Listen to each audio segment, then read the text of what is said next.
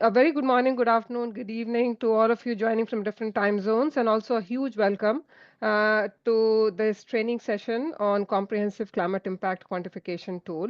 I'm Ritu Bharadwaj. I'm the Director, Climate Resilience, Finance and Loss and Damage at International Institute for Environment and Development. And this C-CIQ toolkit has been developed under an All-Act initiative, which is Alliance for Locally Led Transformative Action on Loss and Damage. So today I'm joined by a couple of my colleagues who have been directly or indirectly engaged in the design, testing, and the development of this tool. I'll request them to introduce themselves briefly, and after that we'll start with the actual session. Just for the benefit of everyone, in case you already don't know, we had initially launched this toolkit in English, and then we subsequently have also translated that in French. We'll keep seeking inputs from others, and if there is a demand to translate it in other languages, we'll try our best to do that as well. I'll request my colleagues to put the link to both the versions of English and French in the chat box. But very quickly, can I request first Krishna, who's appearing first on my screen, to quickly come in and introduce himself. Hello everyone, I am Krishnamurthy. I am a part of Ritu's team in IIED. I am managing the Loss and Damage Research Observatory. It's an online platform, so that supports researchers and mentors to take up loss and damage related research. I am a graduate in agriculture and postgraduate in psychology. Thanks, Krishna. Over to you, Karthi.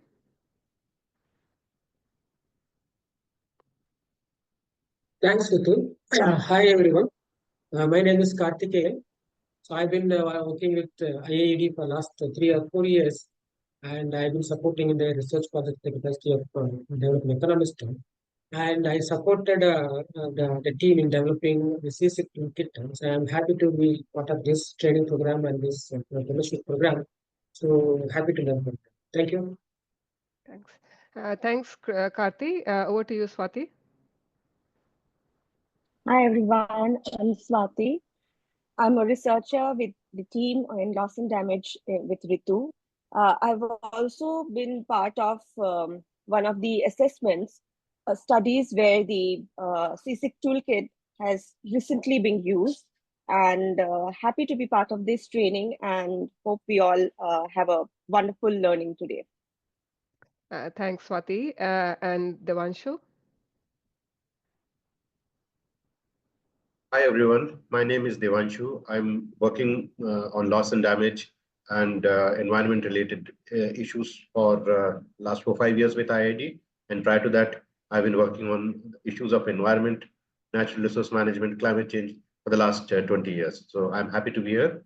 Hope to have a very successful training session here. Back to you, Ritu. Thanks, Devanshu. And Rashi?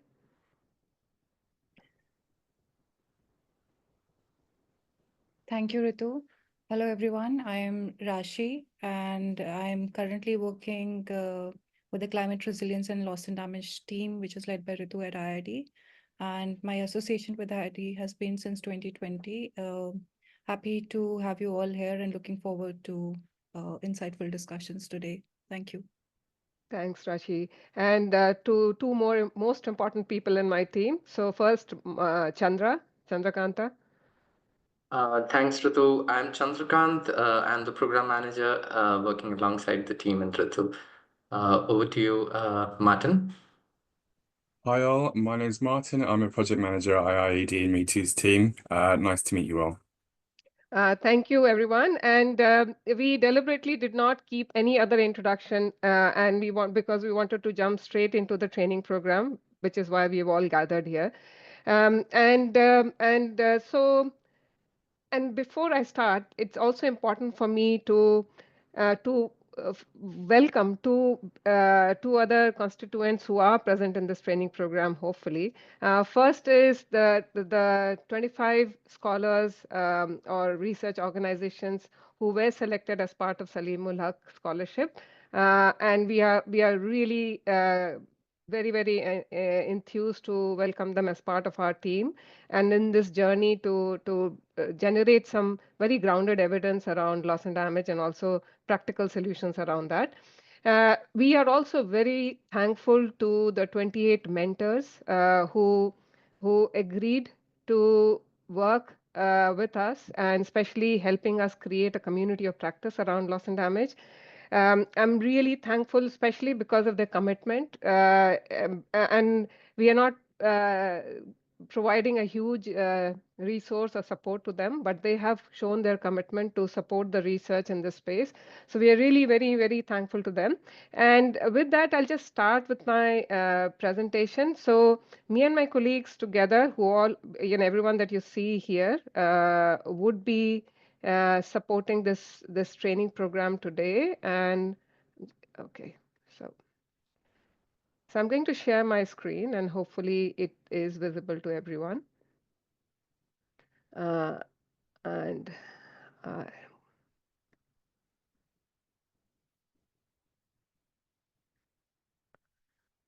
so some of you did ask initially whether this training program would be provided in other languages as well.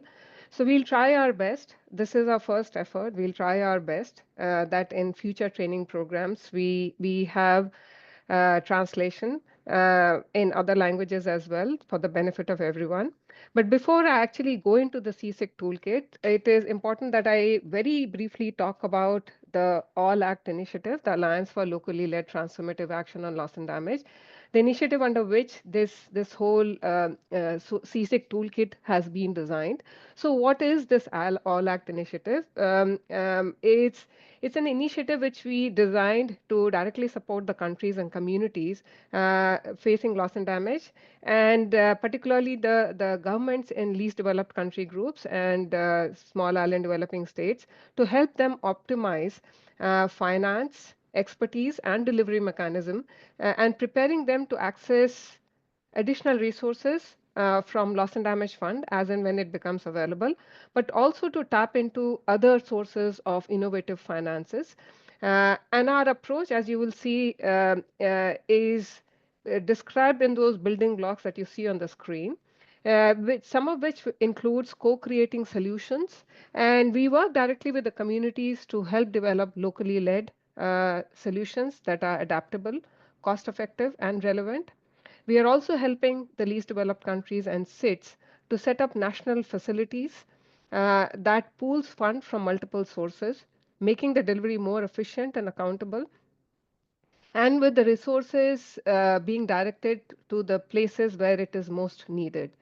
We are also working on building a knowledge network, and in that process, we have developed this loss and damage research observatory, where we are trying to promote partnership with local organizations, some of which are already part of the Salimul Haq Scholarship Initiative. But in future, we are also intending to create a much bigger peer learning and innovation network, so that we can support local organizations, local communities to come up with a range of practical solutions using innovative tools, innovative methods and approaches to help us tackle loss and damage, but also wider climatic impact. And the C-CIQ toolkit that we will be explaining today as to how it works and how you can apply in your own local context is one of the outputs of this whole initiative, and where we are hoping that this tool would allow locally led and locally driven solutions. So what are we going to cover today? As I said, we deliberately did not make it formal. We kept it very focused only on this training program. So we will start off by introductions on the need for the C-CIQ toolkit. We'll explain the different stages of assessment, and then we'll go step by step explaining what each stage of the C-CIQ toolkit covers. I'll be joined by two of my colleagues, Karthi and Krishna. in explaining each of these steps, and then we'll open it up for question and answer. We have kept a majority of the time, like almost half of the time today, only focusing on Q&A. So please use the Q&A facility that you have at the bottom of the screen. You will see there's three of my colleagues, Rashi, Devanshu, and Swati, will be monitoring all the question and answer.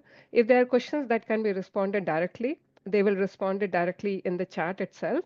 And you can also, if you're not able to use the Q&A facility at the bottom, you can also use the chat facility in the Zoom as well.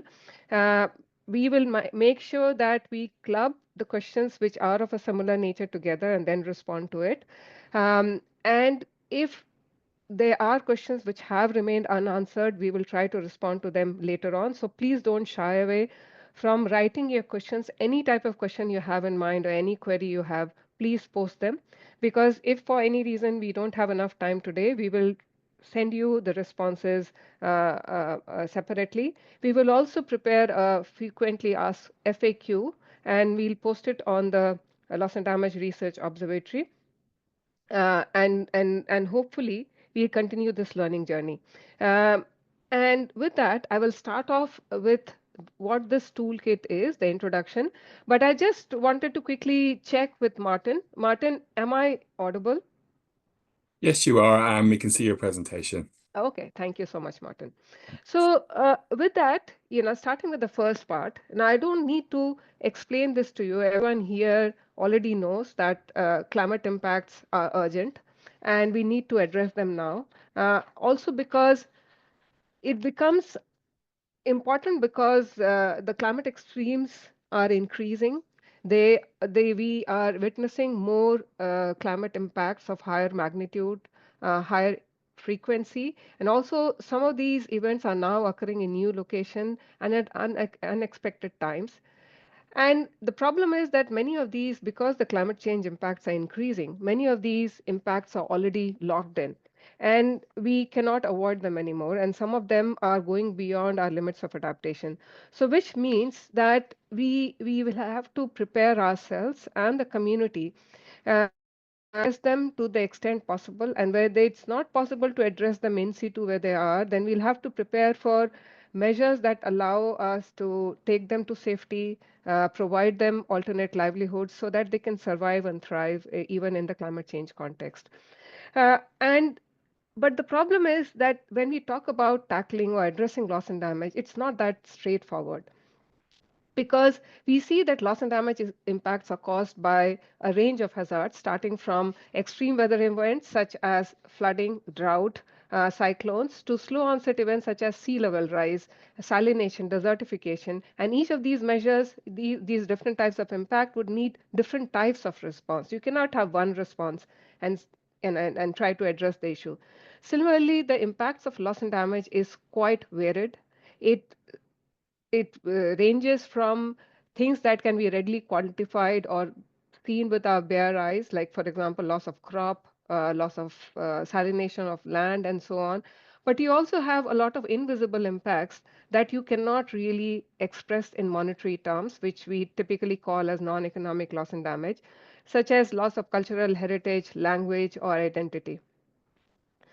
And loss and damage is also highly contextual because there are some countries which are extremely vulnerable even to lower intensity climatic stress because of the state of the infrastructure, socioeconomic development, or fiscal capacity. Uh, and then on top of that, we have many countries which are impacted by fragility and conflict, and their ability to withstand or provide support to the community in times of crisis is also very limited or constrained. Similarly, when we talk about the community, not everyone in the community is impacted at the same level when they are hit by a disaster. There are some communities, for example, women, children, disabled, indigenous community, which are impacted differently. And therefore, we need and therefore addressing loss and damage across the range of national and local contexts where it occurs requires use of very diverse and context specific approaches, those that are grounded in everyday realities of loss and damage, tailored to the vulnerability of different individuals and people, as well as responsive not just to the immediate need, but also to the short term and the longer term resilience need. So, any response to loss and damage or even climatic impact has to cover all of these different range as well as consequences of climatic impact. But the problem is we need to have a more grounded understanding of how to really quantify and address the challenges. Firstly, the problem is we lack adequate methodologies to capture the full scope of both economic and non-economic losses and damages. Most of the research that we have seen primarily focus on the economic losses, overlooking that multidimensional nature of the climate risks and the unique challenges posed by non-economic loss and damage, which, as I said earlier, can be highly context specific.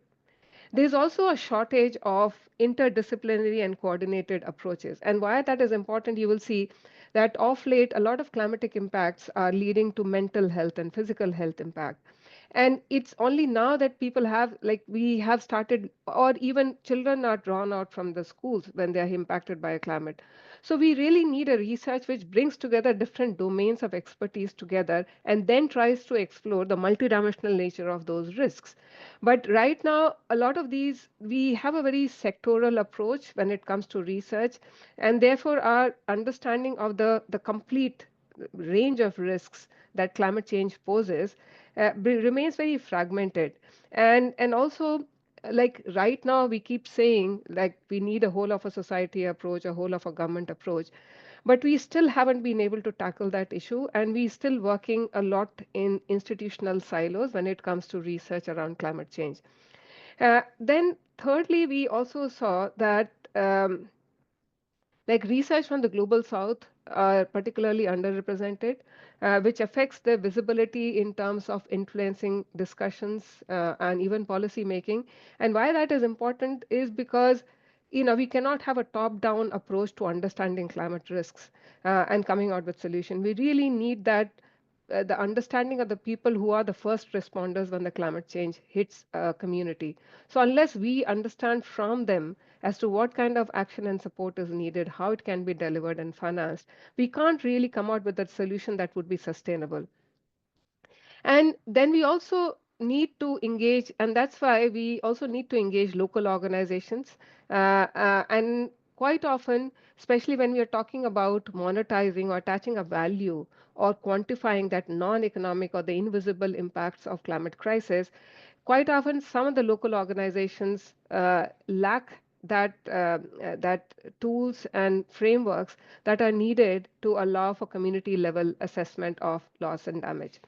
So with that, we like what would be the solution for that? And the solution for that would be to look at a multidimensional approach to understanding the losses and damages in its full range.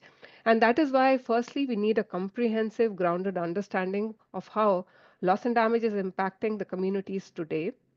We secondly need to understand how to identify which approaches would work for different types of losses and damages. For example, the traditional risk transfer mechanism or insurance, which we hear a lot of people talk today, are not adequate to respond to non-economic losses and damages. And it may not work very well in slow onset event areas. And therefore, we might need new frameworks or new approaches to address some of those cultural or psychological impact, or even address or come out with financial mechanism that supports communities which are facing sea level rise, for example, or salination, desertification. And lastly, I would say that we must understand that full range of resources required. And here I'm not just talking about finances, but also technology and the capacity building support to adequately respond to that loss and damage. And this would include resources for both the rapid as well as slow onset event, and so that we can support communities in a more holistic way when we talk about addressing loss and damage in a comprehensive manner. Now, so that was the background as to why we needed this comprehensive climate impact quantification toolkit. Now, so let us just see what the C-CIQ toolkit really is. So within this C-CIQ toolkit, we have tried to address some of the issues and challenges and the gaps that we were seeing within the space of research, within the space of policy making or response that was needed for addressing losses and damages. And especially we hear that word practical solution, but how will that practical solution really emerge if we don't engage the community and the local organization? And with all of these issues in our mind, we thought of designing the C-CIQ toolkit. So the C-CIQ toolkit is, I would say, a framework to assess, measure, and to understand the community level impacts of climate risks. So, and in doing so, we also recognized that at the community level, the community does not distinguish between adaptation and the loss and damage. For them, it is climate risks. So we really needed a toolkit that would not distinguish between that, and it would really try to address or assess that climate risks in a comprehensive manner. And this is what this toolkit does. It tries to assess the climate risk in a comprehensive manner, irrespective of whether it falls within the domain of adaptation response or loss and damage response.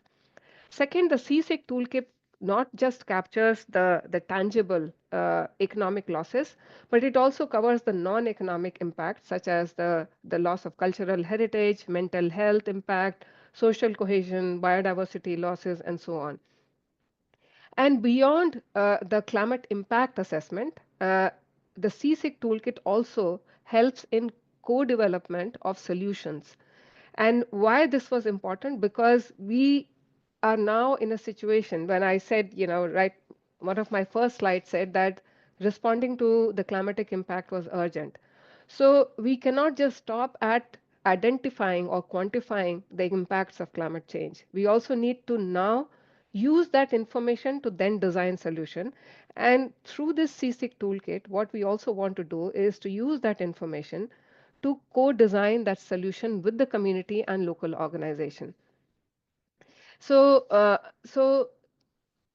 this is the step-by-step approach to C-CIQ toolkit. If you have seen the toolkit itself, you will see that we have divided this whole approach into 5 steps. And today, like in step 1, it focuses on inclusive community level assessment. And our premise behind this is by engaging marginalized groups and community members who are directly impacted by climate change, we will ensure that diverse perspectives are integrated into the assessment. And we can, till now, a lot of assessments happen, a lot of research is ongoing, but we quite often fail to get that grounded perspective into that research. And that then does not get translated into policy making or programming.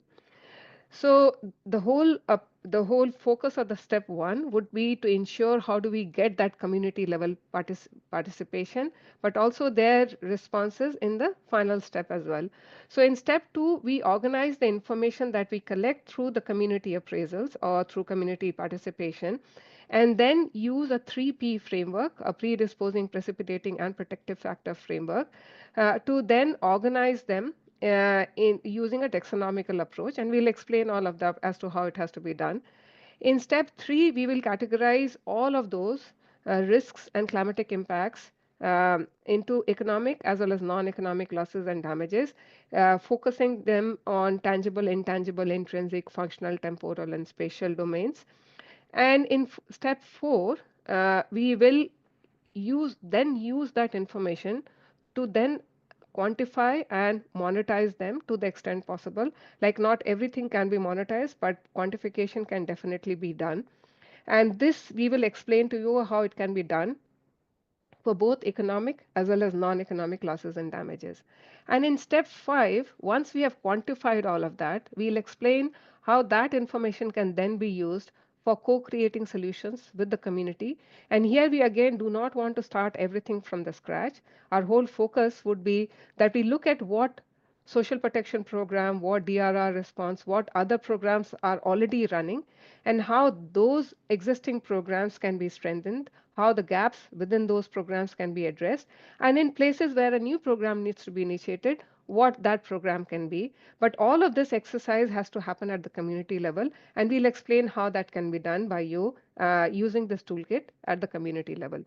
So with that, I will now request my colleague Krishnamurthy to explain what the first step is. And I'll stop sharing my screen and I'll request Krishna to come in and share his slides. Thanks, Ritu, for introducing the steps of C-CIQ. So without taking much time, I will just share my presentation here.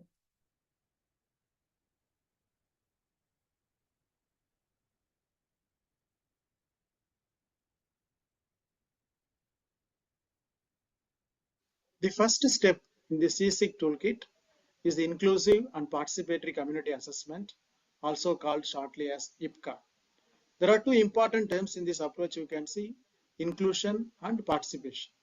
This forms a foundation for all the subsequent steps, like unpacking of predisposing, precipitating, and protective factors that determine the vulnerability of communities to the impact of climate change from the people's perspective. Also, it helps in categorizing impacts of economic and non-economic loss and damage, cutting across temporal and spatial dimensions. This also provides insights that support the quantification and analysis of loss and damage, which you can see in the subsequent sessions in detail. For all these steps, IPCA will provide community experiences and community perspectives. Why this step one? You know well, the impacts of loss and damage induced by the extreme climate events are highly contextual, and different sections of the society, including men, women, children, people with disability, and aged people, they all undergo this loss and damage experience differently. Their vulnerabilities are influenced by degree of exposure, their sensitivity, their capacity to absorb and bounce back from its impact. Therefore, it is very important to respect the values that these different communities place on the loss and damage. We need to value how these people treat the loss and damage, how intrinsic to their lives, and how critical for their sustenance. So it warrants inclusive approach that can accommodate experiences and insights of people who are socially, economically, and politically marginalized. So we expect that this will lead to a greater community ownership of the outcomes and the resilient strategies evolved by the community themselves. So participatory approach, it helps building awareness on how climate change affects the communities, impact their vulnerabilities, and enhance their adaptive capacities. So it enables them to recognize both felt and unfelt losses, helps them to prioritize their needs and aspirations. So these participatory approaches are very crucial for bringing out intangible and intrinsic issues connected to the loss and damage. It helps them articulate and address those often overlooked aspects. So what this IPCA can achieve?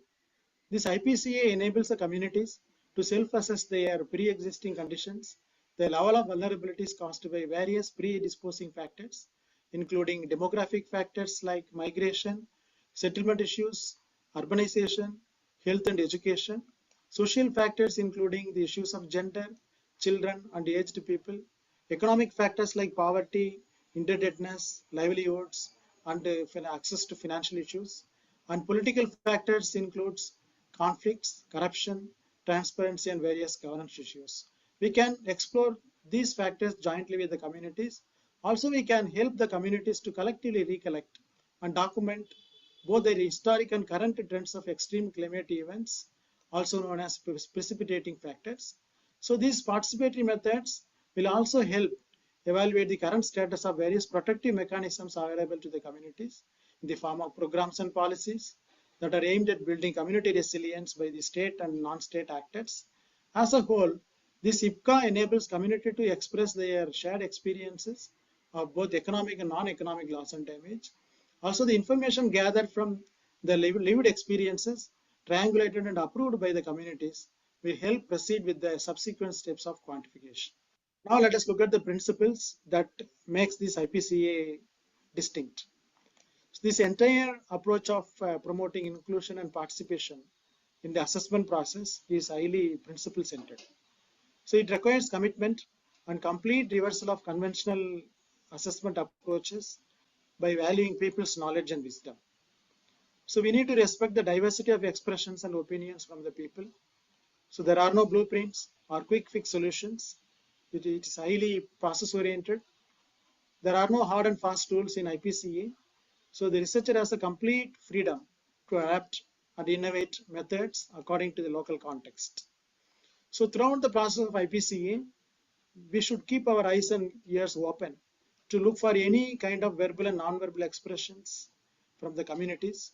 So the researchers can triangulate with more than one method, with more than one group of people in more than one place to verify the information generated. So the entire process of IPCA therefore relies on the facilitation skill of the researcher who is open for progressive learning experience. We should always be conscious that it is not just the extraction of information. It is meant for empowering people to make them assess, plan, and evaluate outcomes on their own and moving from individual-centric to group-centric. So it is an enabling approach. So we should not forget these principles while doing this entire process of IPCA. Preparation is the key for IPCA. Firstly, we need to understand the community context and local sensitivities thoroughly beforehand. We should be aware of the community's demographic, cultural and socio-economic background, their local norms, values, historic conflicts if any, so that we can better organize our IPCA program. So we have to establish clear objectives and communicate those objectives to the community so that they are better informed about the expected outcomes. Then we can engage local leaders and stakeholders who can connect us better with the communities. Also, they will help us in resolving conflicts if that arises in future course of engagement. Then we can promote a team of local volunteers who can support us in this logistics, also communicating effectively with the communities. Then we need to plan logistics carefully with the communities in consultation with them, taking into consideration their time, their priorities, and their needs. Then we have to establish ethical guidelines. So we have to respect their dignity and their rights. Then we need to obtain informed consent. Then we need to ensure confidentiality wherever necessary. Then we should clearly communicate the purpose, process, and potential benefit of the IPCA so that the communities are well informed about the realistic expectations and it builds a trust. Also, it communicates the purpose and process of the appraisal so that they are participating well in the entire process. So we need to be prepared to be flexible. So finally, we should be able to adapt to the evolving situation based on the field realities. Flexibility can be crucial in responding to unforeseen challenges so that we can make this exercise more fruitful and engaging with the communities. So this approach can help facilitator by laying strong foundation by carrying out the process that engages the community effectively and ethically, leading to meaningful outcomes. Choosing a right kind of tool is very important for the success of an IPCA.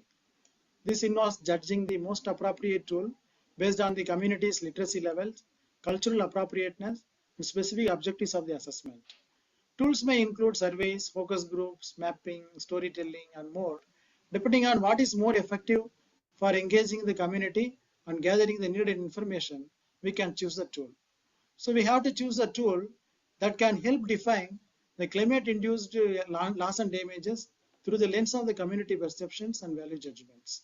Also, the tool should ensure inclusion and participation of the vulnerable sections like women, children, aged, and people with disability. The tool should also promote dialogue, group processing, and verbal and non-verbal expressions. Now let us look at some of the popular and tested PRA tools that can be adapted for this inclusive and participatory community assessments. Based on the purpose, we can group them into 4.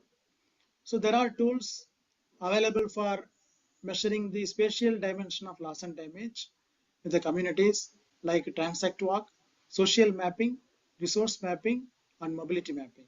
Similarly, there are tools available for measuring the temporal dimension of the LNTs, including the timeline or historical mapping, trend analysis, and seasonality diagrams. So there are tools to promote decision making among the communities that includes matrix ranking, scorecard method, then focus group discussions. So there are tools to promote discussions around the cause and effect of this loss and damage. So there are tools like problem tree analysis, perception mapping, and shared learning dialogues. So depending on the purpose and also the need, we can choose appropriate tools for the successful implementation of this IPCA assessment. The IPCA begins with the co-identification of predisposing factors along with the communities, that is, the pre-existing conditions faced by the communities. So that explores the demographic aspects of the communities, that is, the population density and distribution. For instance, densely populated coastal areas and slums, they're highly prone for loss and damages during disasters. Similarly, the population mobility, where the migration driven by both push and pull factors affects the communities both positively and negatively. Then social marginalization, economic deprivation increases the vulnerabilities of the people. People with disabilities and children, they have a set of issues that affects them during and post-disaster situations. Similarly, the gender disparities that affects women. So we can explore all these factors that exist within the communities that prevents them from coping up or that increases their vulnerabilities by involving them in this participatory assessment program. Transact Walk is an exploratory exercise taken up jointly with the community. We can explore various issues and opportunities related to climate risks in the village or settlements with the local communities. So with the group of key informants and a mixed group of people, we can walk through the village with listening, observing, asking questions, and clarifying details with the participants. It is important to stop for a while at key junctions or locations to have detailed discussions with the participants. During or towards the end of the Transact Walk, so we can engage the co-walkers in discussions to create a Transact map that may incorporate the notes prepared during the walk. So through this Transact Walk, we can understand the social, physical aspect of the village life. Also, we can try to understand various environmental aspects, there is climate-related hazards. So also the people's experiences with respect to understanding and coping up with the disasters. This is a map produced from Transact Walk taken up in one of the villages from the semi-arid region of Tamil Nadu in India. So this village is prone for frequent droughts, which pushes farmers to migrate. Also, you can see the problems or water storage structures that existed in this village for centuries, created by the ancestors.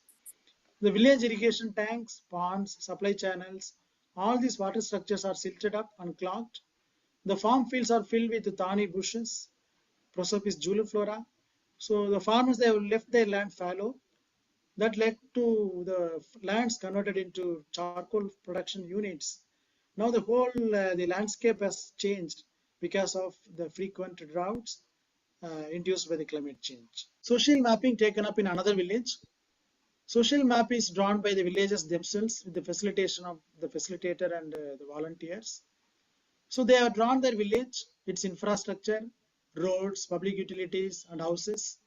They differentiated the houses by size, type, well-being criteria, like households of rich and poor, and whether they are heated by the males or females, distinguishing between landless inhabitants and landlords, then migrants and non-migrants, and noting people with disabilities in the households. The social map is unique in many ways. Firstly, it is prepared by the local people, not by experts or outsiders, which means it fully reflects the perceptions of the people, and it is an authentic representation of the community's reality. Since the map is drawn not to the scale, it represents people's perception of relative importance. So this is the social map produced by the villagers. In this map, they have mentioned the village water resource. Then they have mentioned the places of worships and various public utilities within the village. They mentioned the roads. They mentioned the houses. Even within the houses, you can see they differentiated the concrete houses, also tin sheet roofed houses, also goat sheds. You can see they have mentioned the households led by men or women. Also, you can see the households where the people with disability are living. So by depicting the entire the range of public and private infrastructure within the village, the households, so this is a true representation of the people's perception about their village. Matrix ranking. So matrix ranking helps us in prioritizing the problems and opportunities based on the community's own perceptions. To understand the predisposing factors that contribute to increased or decreased vulnerabilities of the people to loss and damage, we can ask them to list all the losses and damages they encountered due to the disaster they have experienced. Then we can ask them to rank them with the seeds or stones by placing number of stones based on their intensity, frequency, and the level of influence based on their perceptions. If you look at this map, it depicts the consequences of drought from the village's experience. While the crop failure has a major consequence, they ranked as number 1. We can see the food shortage, they are ranked as 10 because they have existing coping mechanisms and resilient capacities for this food shortage, where the government provides various social protection measures in the form of free rice, then other drought relief measures. So this mobility mapping helps us to understand the pattern of movement of individuals, groups, and communities. It helps us to capture how people move during distress situations.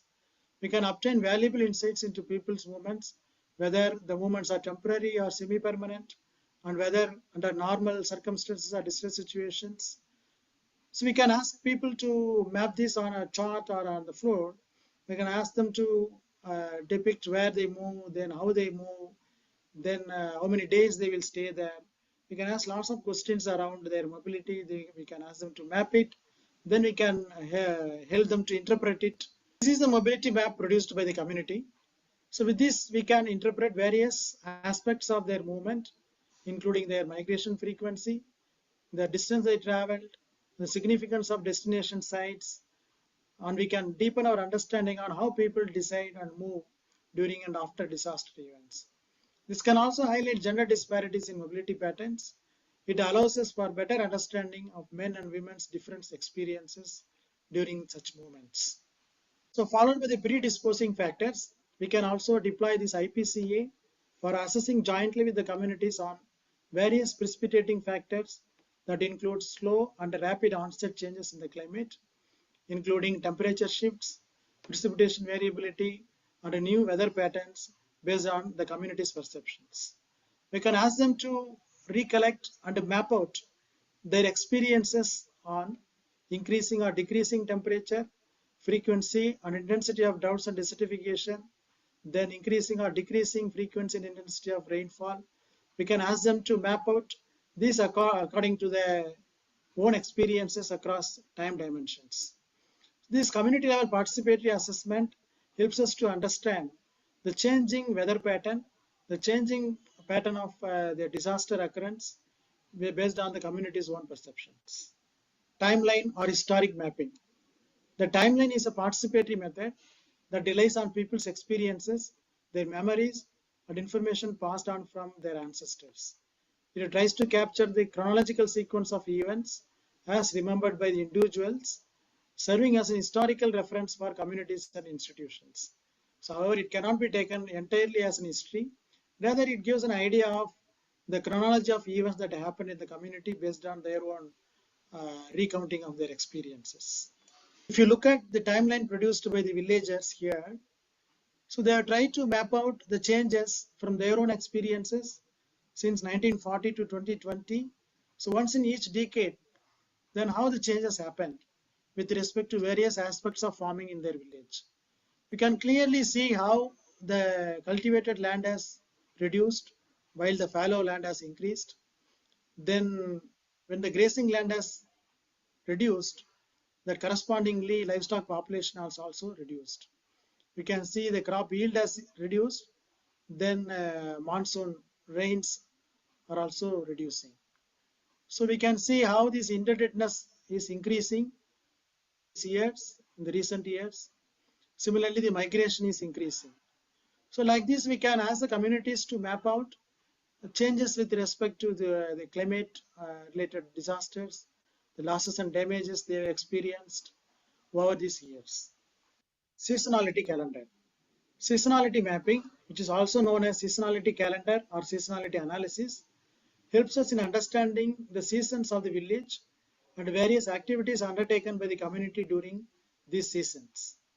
It focuses on community perceptions on seasonal variations in the aspects of their lives, such as farming, fishing, cultural and social events, seasonal health issues or disease outbreaks, food security and other mobility related issues in response to seasonal changes. The seasonal diagrams created by the community is given here. You can look at it. This can be triangulated with the secondary or primary sources to validate this information gathered from them.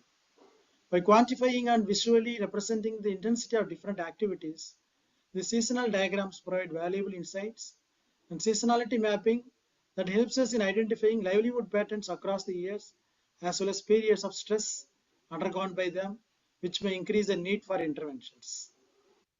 So this resource mapping or hazard mapping can be done in combination or in isolation.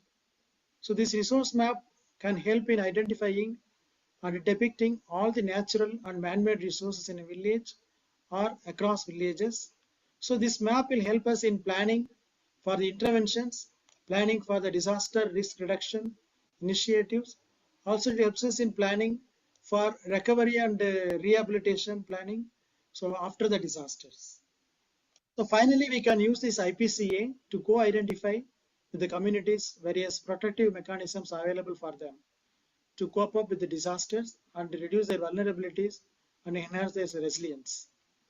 So there are various protective mechanisms launched by the government and non-government actors in the form of policies and programs and interventions.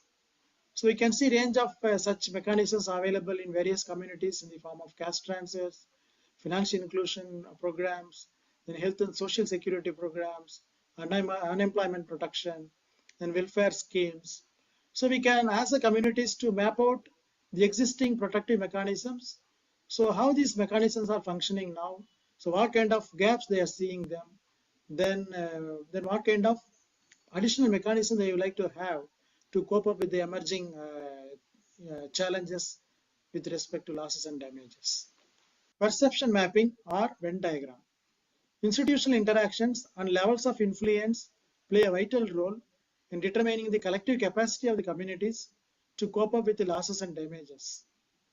So a community can be facilitated to assess the significance of each of these institutions or program by listing and ranking those institutions based on their own perceptions and experiences. If you look at the map, we can see how people they have placed different institutions in different distances. Also, the level of interactions they have on select institutions. So by doing this exercise, we can understand how communities perceive the interventions and institutions from their own life experience.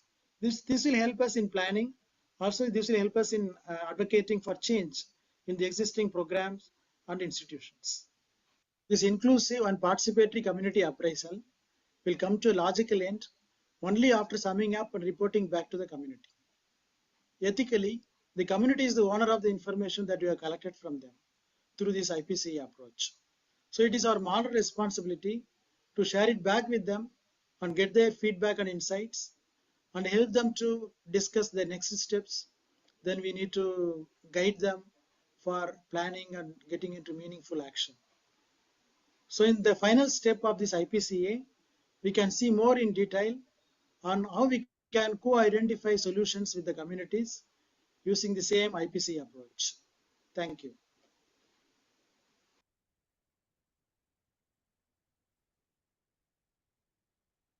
The first step in the C-CIQ toolkit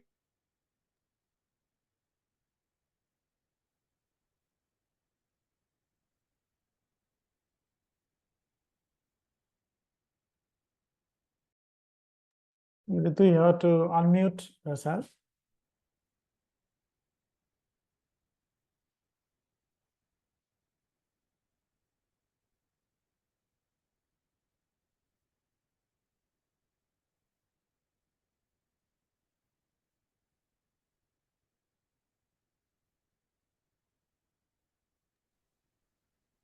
Yeah, I hope I'm audible right now. Yeah. Yes, we can hear you now, Ritu. Okay. So I think there was some issue with my my headphone. So I'll remind everyone that they can keep posting their questions in the queue using the Q&A facility at the bottom or using the chat message, because we will be addressing all the questions towards the end of all the presentation because we don't want to break the tempo. And we also thought that if you have questions with regard to one step, it might be covered in the subsequent presentation of other steps. So please don't keep the questions that you have in your mind to yourself. If you have any questions which is emerging, please share them in the chat box and we will address all of them. So I'm just going to so Krishna just presented the first step, which is about how do you carry out participatory and inclusive appraisal with the community in terms of the kind of challenges and issues they are facing. And that is, for us, that's the most important step, because without getting that perception from the community, you cannot really start any kind of research. And that would form the very basis of all the information you need. But that information has to be collected in the right form. And as Krishna was explaining, it has to be done in a manner in which community gets an opportunity to express it in the way they feel more comfortable with. So this second step would be about how we organize the information that we've collected through that participatory rural appraisal, and then use the taxonomical approach for organizing them. And just reminding everyone that whatever I'm speaking, at least while I'm presenting, would appear in caption in French. So hopefully people from different other languages can follow some of that. But as I said, in the subsequent presentation, we'll try to see that we cover it in other languages as well. So, the very basis of this second step and the taxonomical approach is that we know that climate change does not occur in isolation. It occurs on top of all the other vulnerabilities that communities face. And Krishna also mentioned in his presentation that there are people with disabilities, women-headed households, children who are impacted in a different manner by the same intensity of impact or climate crisis. So we really need to come out with different responses for each one of them. And therefore, we felt that using a taxonomical approach to doing that, or to understanding that interactions between those vulnerability and climatic impact was necessary. So I'll just explain how this has to be done. So for this, we are using a 3P approach, or predisposing, precipitating, and protective factor approach. And the whole premise behind that is, firstly, the predisposing factor is the underlying conditions that make certain communities more susceptible to losses and damages or climatic impact in general. And this could include a range of factors, for example, starting from demographic, people, as I said, children, women-headed household, and so on, or geographic aspect, for example, communities who are living closer to the coastal areas, or people living in more water scarce area might be more vulnerable compared to others. Similarly, there could be socioeconomic factors, for example, in terms of the marginalization of certain communities, in terms of pre-existing vulnerabilities like poverty or limited access to resources. All of these factors together create that predisposing factor. And we'll explain, like we have subsequent slide where we'll explain each of those factors that could be covered here. The precipitating factor in this case is the immediate trigger of climatic impact, such as extreme weather events such as floods, cyclones, hurricanes, or slow onset events as well. For example, sea level rise, desertification, drought, and so on. So understanding the impact of these precipitating factor on the predisposing factor is important. And that is why we wanted to cover both of these factors. We also felt that the protective factor becomes extremely important because that's an element that builds the resilience within the community. And these could be in the form of social protection, disaster preparedness, community support network. All of these become important. So it's not just the government programs, it's also the social cohesion, which acts as a protective net for the communities which are exposed to disaster. And we need to explore all of them. So together, these factors become extremely useful for us to understand the vulnerabilities of the community in a holistic manner. And by assessing to what extent predisposing factors and precipitating factors are increasing risks, while protective factor is reducing it, is important for policymakers to then understand the kind of intervention that would really help address all of those full spectrum of losses and damages that the community is suffering. So, but we are saying, like, for us, just identifying them would not be sufficient. If we have to really quantify them and to understand the differentiated impact and the scale of differentiated impact on different community, we will need to organize these factors into a taxonomical approach.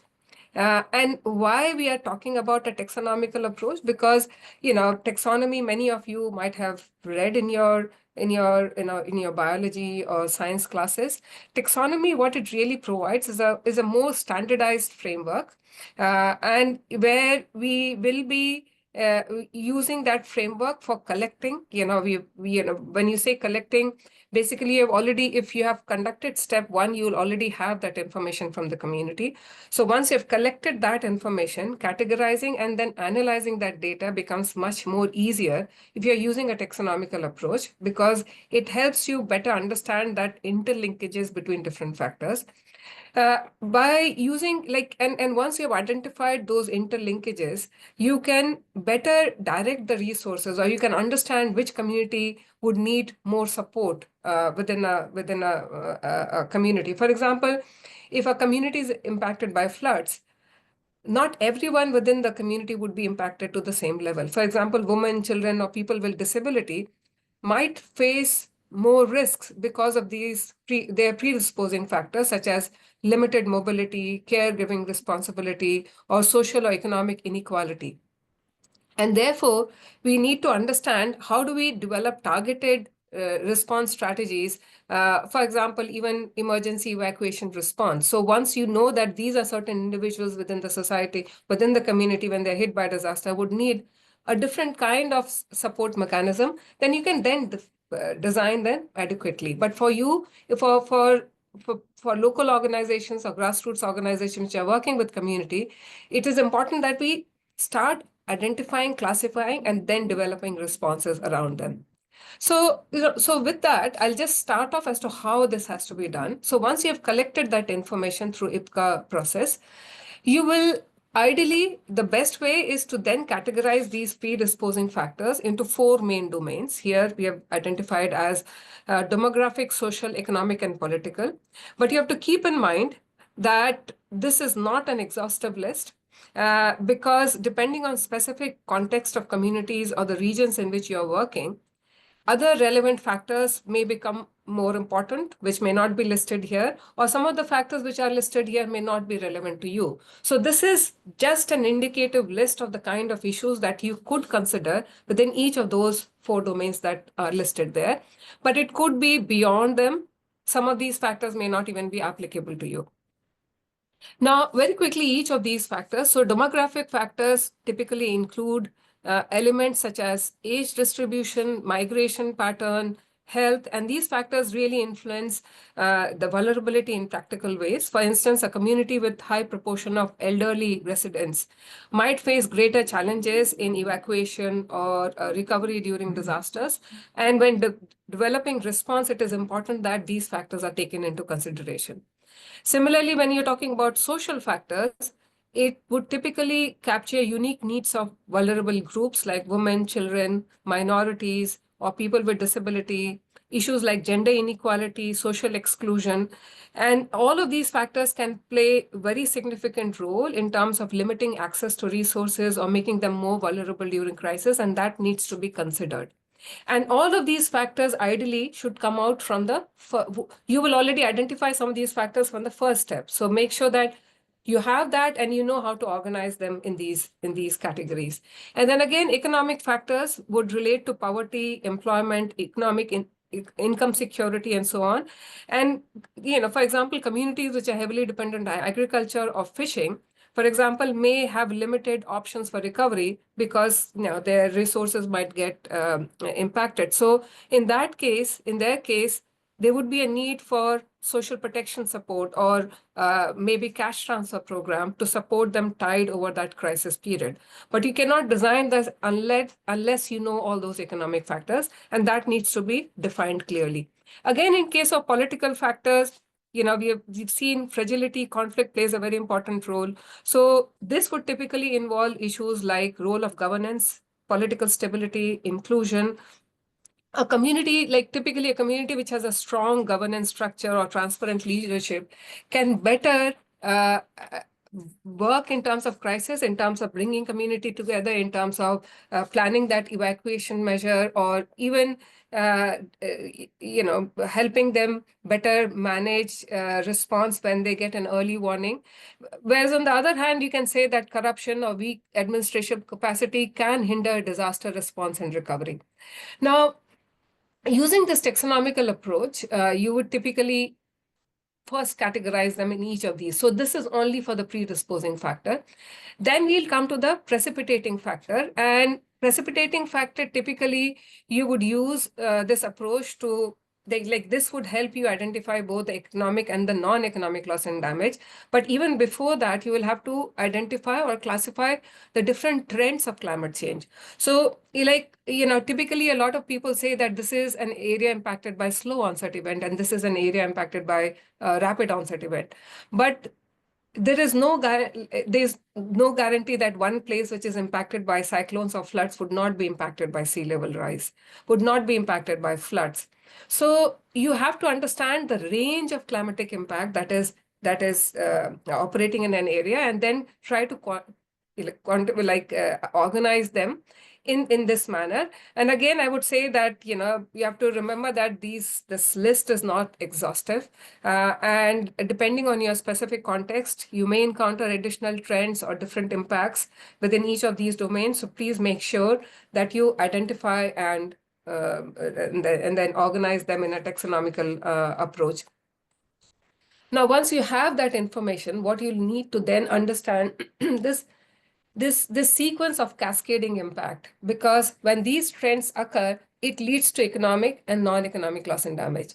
So you then have to start organizing them in this continuous link of primary, secondary, and then tertiary impact. How one impact leads to another, that leads to another. And that is very important to identify and understand. And if you have conducted your IPCA properly, the step 1 properly, then you'll have all the information needed to then organize that in this framework.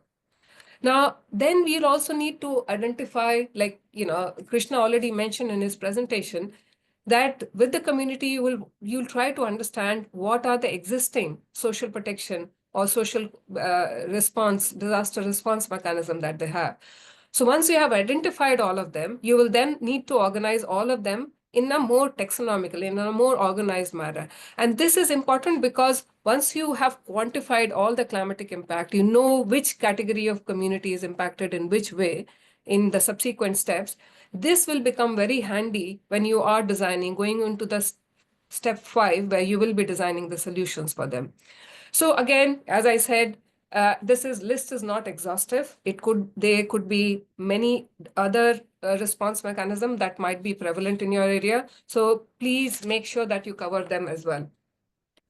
Now, so and this will be the final stage of your step 2, where you will have to start unpacking how each of those 3P of taxonomical domain, that's predisposing, precipitating, and protective factor, they are interacting with each other.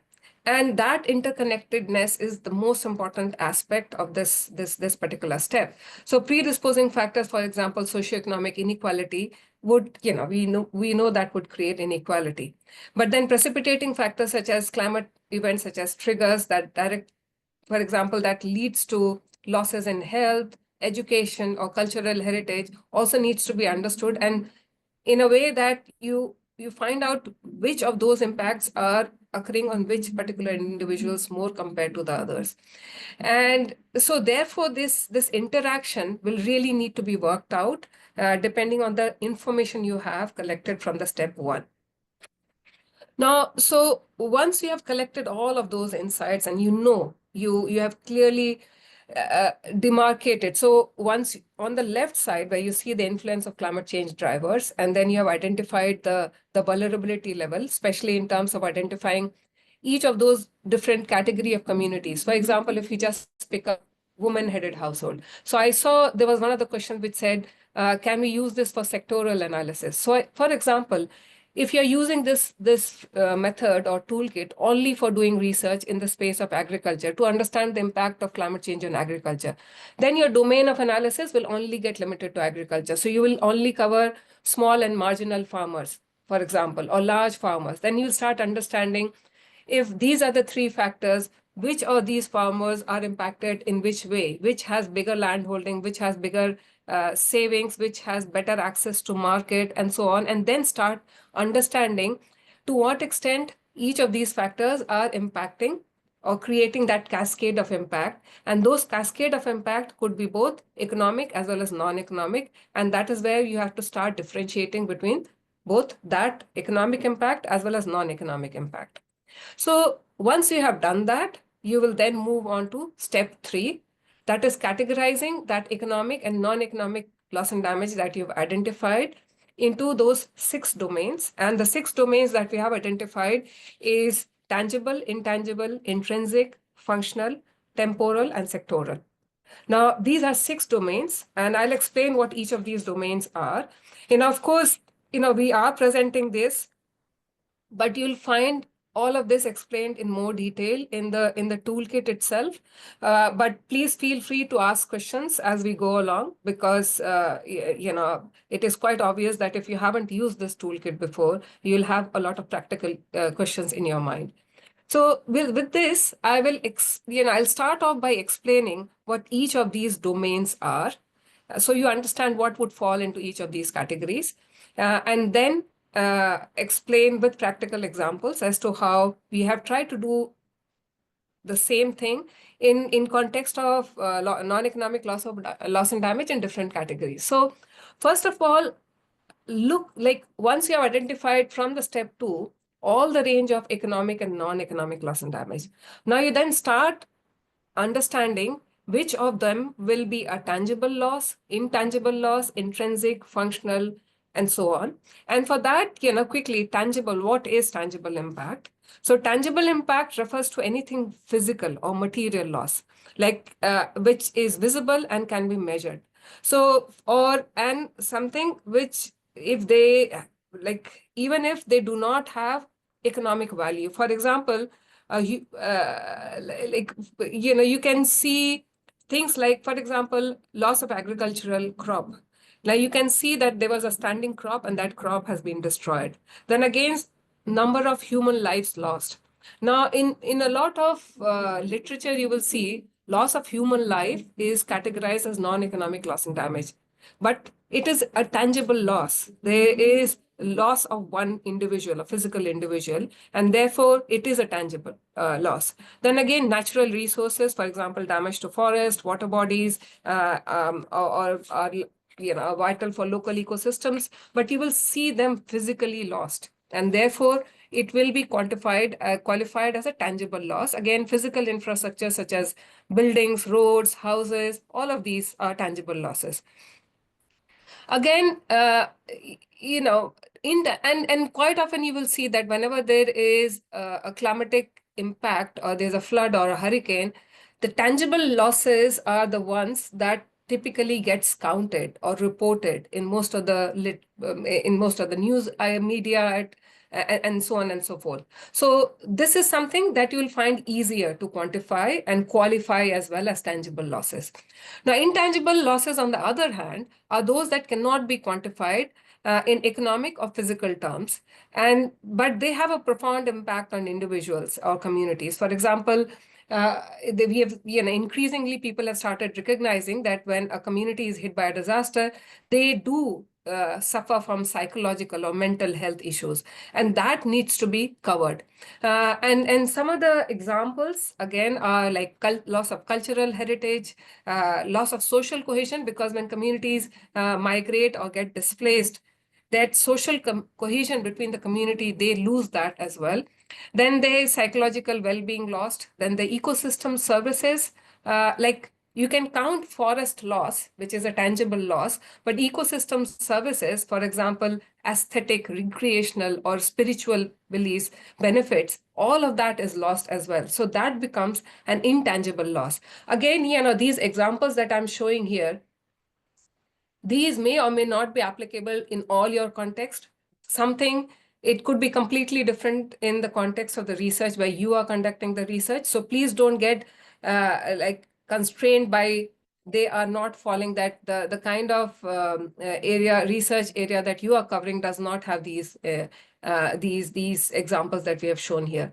Again, there are two other categorization, which is intrinsic and functional. So what is intrinsic? Intrinsic basically refers to the inherent importance of something which is valued for its own sake and not for its practical use, like, a cultural identity. A cultural identity may be extremely important to an indigenous community, but it may not have a practical value to anyone else.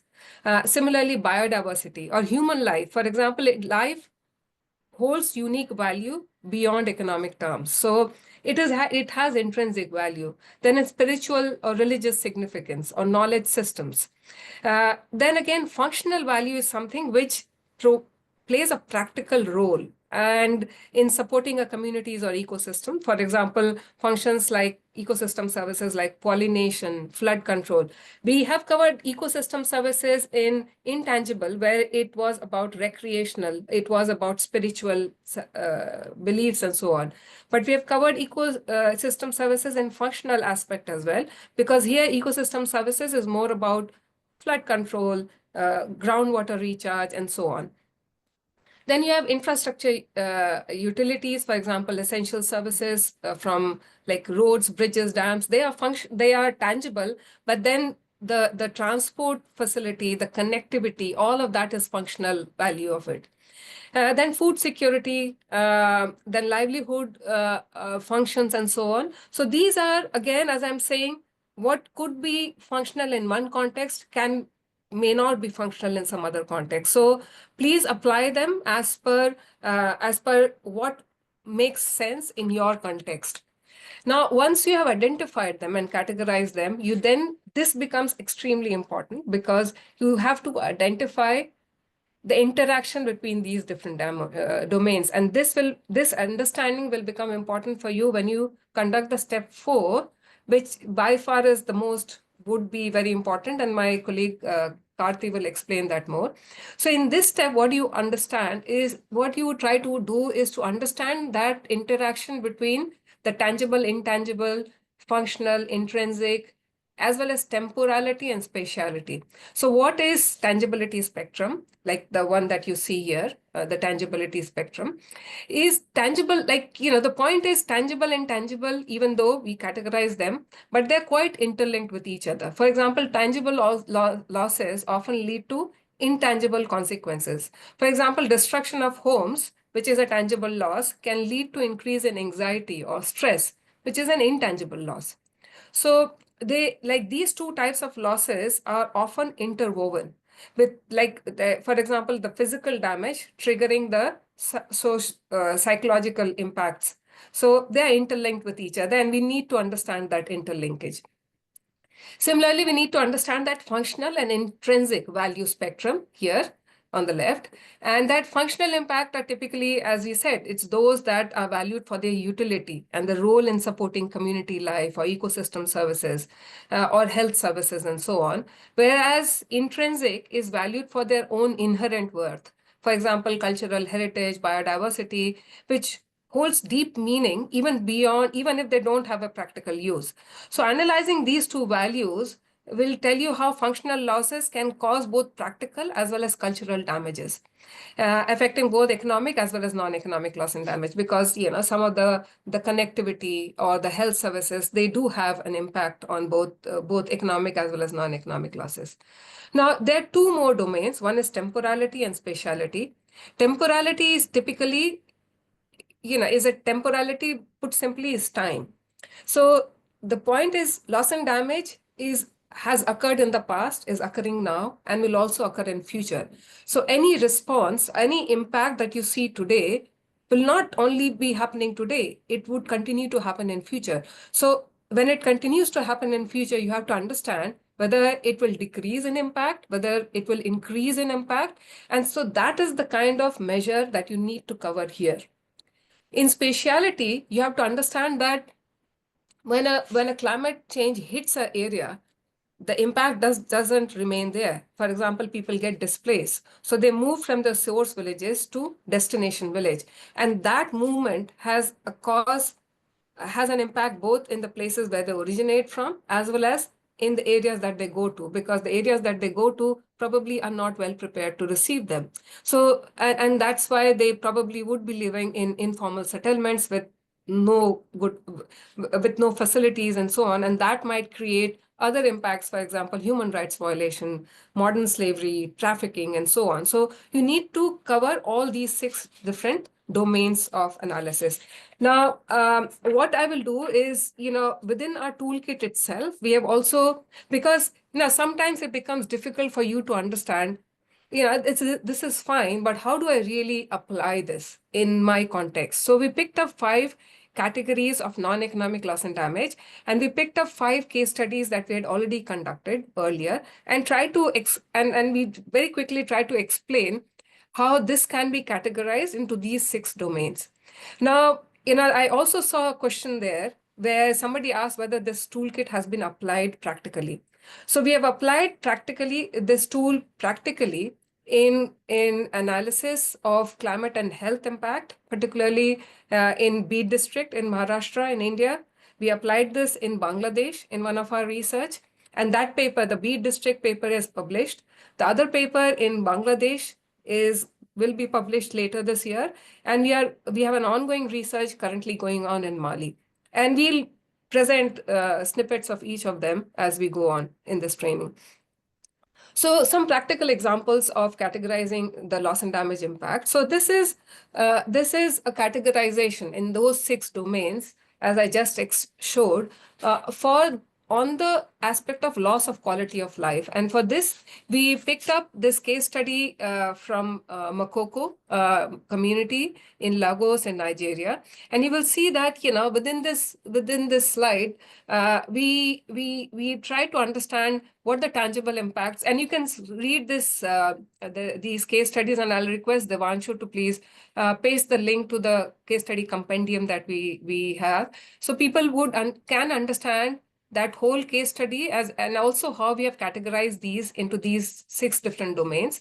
For example, you'll see that tangible impacts has included immediate impact, health issues like disease outbreak, loss of assets due to floods, and so on. Intangible impacts includes mental health issues, loss of learning within children, and the erosion of social capital and cultural activity.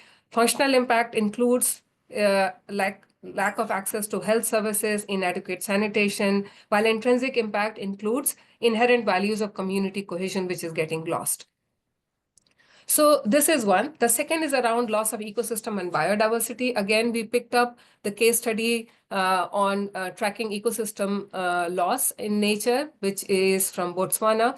And again, if you see here, the tangible impact includes the loss of biodiversity, includes waterborne diseases, food insecurity. Intangible impact includes anguish over sick children, loss of traditional skills. Functional includes increased migration, government lack of and the resilience on and reliance on government relief. And the intrinsic impact includes the cultural and inherent values of natural resources like traditional fishing or basket weaving and so on. The next one is around loss of cultural heritage, and this we picked up a case study from Fiji, where the tangible impacts include physical loss of sacred sites. Intangible includes something like emotional distress and a sense of loss of identity. Functional impact included the disruption in community rituals and gatherings. Intrinsic impact included inherent value of sacred sites, which were getting lost. Then again, we covered another on social disruption from a case study of Tamil Nadu, where the tangible impacts included loss of employment, disruption of housing. Intangible impacts included psychological stress or loss of community ties. Functional included difficulty in accessing essential services and resources. Intrinsic impact was lack of erosion of cultural identity and traditional knowledge. Again, so this particular case study is the one I was talking about, where we first applied this toolkit, and then we also published this paper. And I'll request my colleague to also paste the link to this paper so you can see how we have practically applied this in this case. So here, the tangible impact included physical health issues, loss of family members, and so on. Intangible impacts included mental health impacts. Functional impacts included increased risk of exploitation. Intrinsic impact included the impact on the dignity and the well-being of the communities. So these are some of those, like we just wanted to show this because in case you have any queries in mind, like whether this can be applied in your context, which might be completely different, or you want to do a completely one sector analysis, even in that context, this case study, this toolkit can absolutely be applicable. So I'll just stop here and I will pass it on to my colleague, Karthikeyan Nagarajan, who will take you through the fourth step, and then we'll go on to the fifth step. So Karthikeyan, do you want to come in and make a presentation?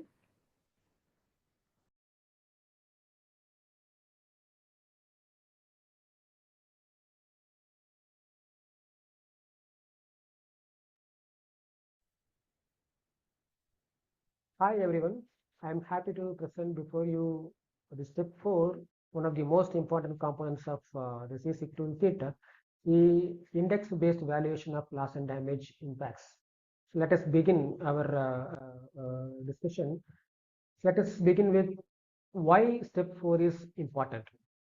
Step 4 is crucial because it introduces an index-based approach to valuing both economic and non-economic loss and damage from climate impacts.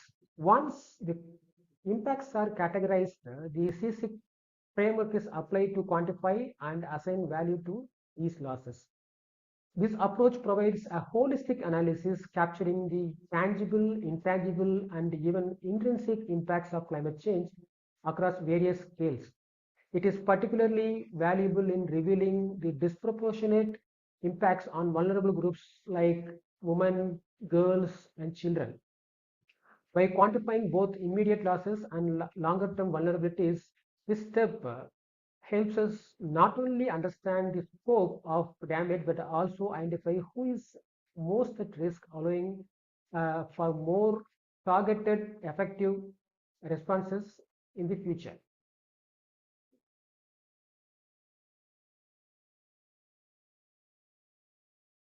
The C-CIQ toolkit uses a comprehensive methodological approach to quantify and analyze the various dimensions of climate impacts.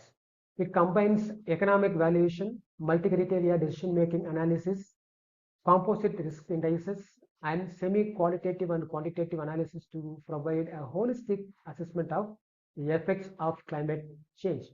This approach ensures that we not only capture tangible impacts like financial losses, but also more intangible and intrinsic aspects such as social and cultural effects.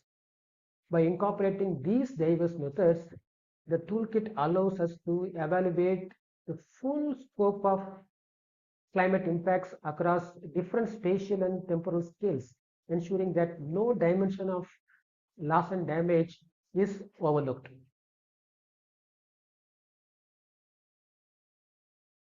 So we are going to see one of the important aspects of this methodology is sampling. Sampling should always be scientific to ensure accuracy and reliability in this study. First, it is crucial to ensure an adequate sample size that reflects the larger population is made. The sample must be accurately representing field realities, meaning it should reflect diverse experiences and conditions of the study area. To achieve this, it is important to stratify the population based on the climate risk, exposure, and vulnerability. Stratification helps categorize individuals and families according to the specific climate-related risk, ensuring that the study covers all relevant groups in the area. While random sampling is preferred for minimizing biases, if a proper sample frame is not available, purposive sampling can also be used to target specific groups that are particularly relevant to the study.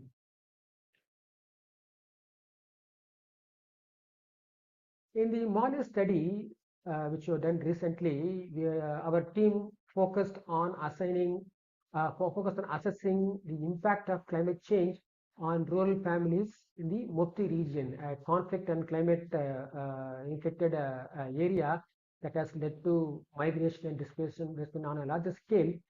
The team used purposive sampling to select most severely impacted climate change.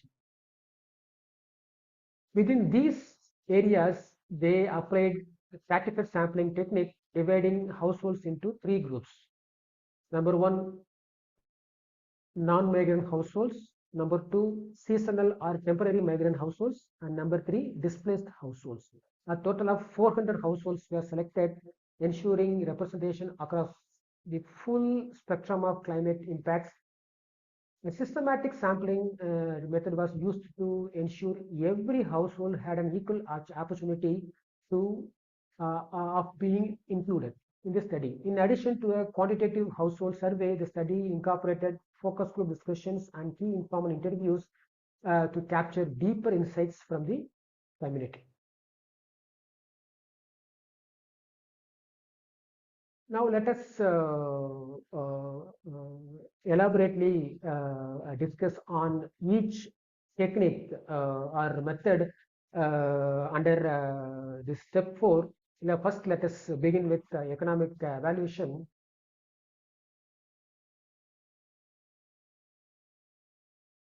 To assess economic loss and damage, we use market values, because these losses involve goods and services that are traded in the market. However, for non-economic loss and damages, such as impacts that don't have direct market prices, we need alternative valuation methods. One approach is to use shadow price, which is derived from non-market valuation techniques. These include the revealed preference method, where we infer value from people's behavior, and the stated preference method, where individuals directly express their values through surveys.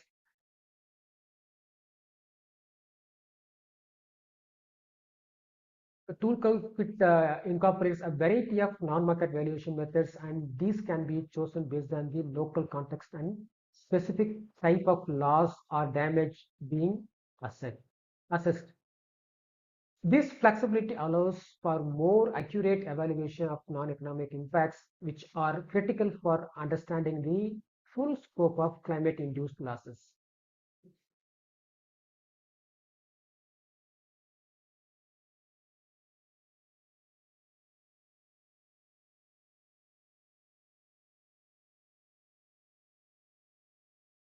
The revealed preference method evaluates non-market impacts based on actual market behavior. This method is especially useful for assessing things like health effects or the contribution of environmental goods and services to property values, which can be indirectly observed through market transactions. For example, it looks at how people spend money in the real life situations to infer the value of the things that are not directly bought or sold, such as clean air or quiet spaces. One of the key advantages of this method is that it avoids the biases that can arise from hypothetical scenarios, giving us a more grounded and reliable assessment of the value. It helps us better understand the economic value of environmental benefits and the true cost of climate change impacts.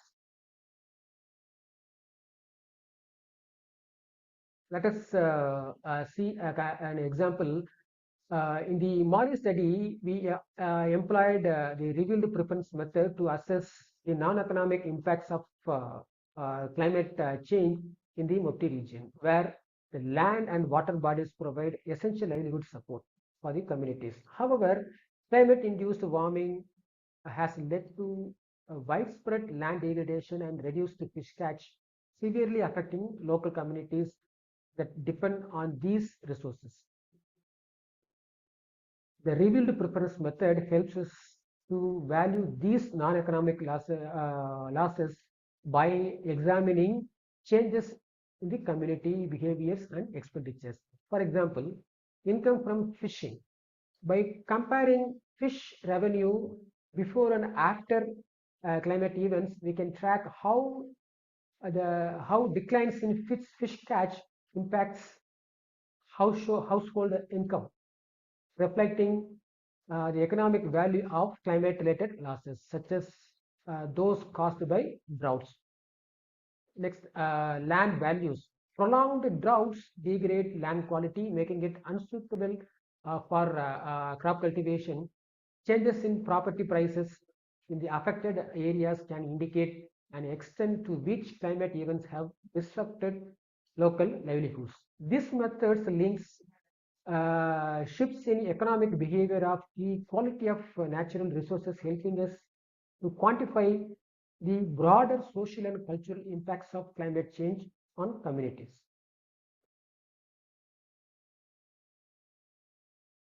The next technique is called stated preference method. This is also known as contingent valuation method. It's a survey-based economic technique used to evaluate the value people place on non-market goods and services.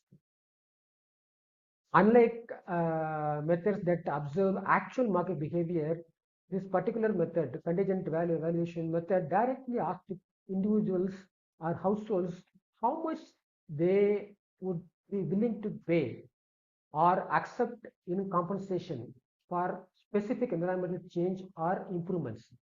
This method is particularly useful for valuing goods that are not traded in the market, such as environmental services or public goods like clean air, wildlife conservation, or preserving natural landscapes. By asking people how much they would be willing to pay to protect these resources, we can estimate their economic value even when there is no direct price involved in it.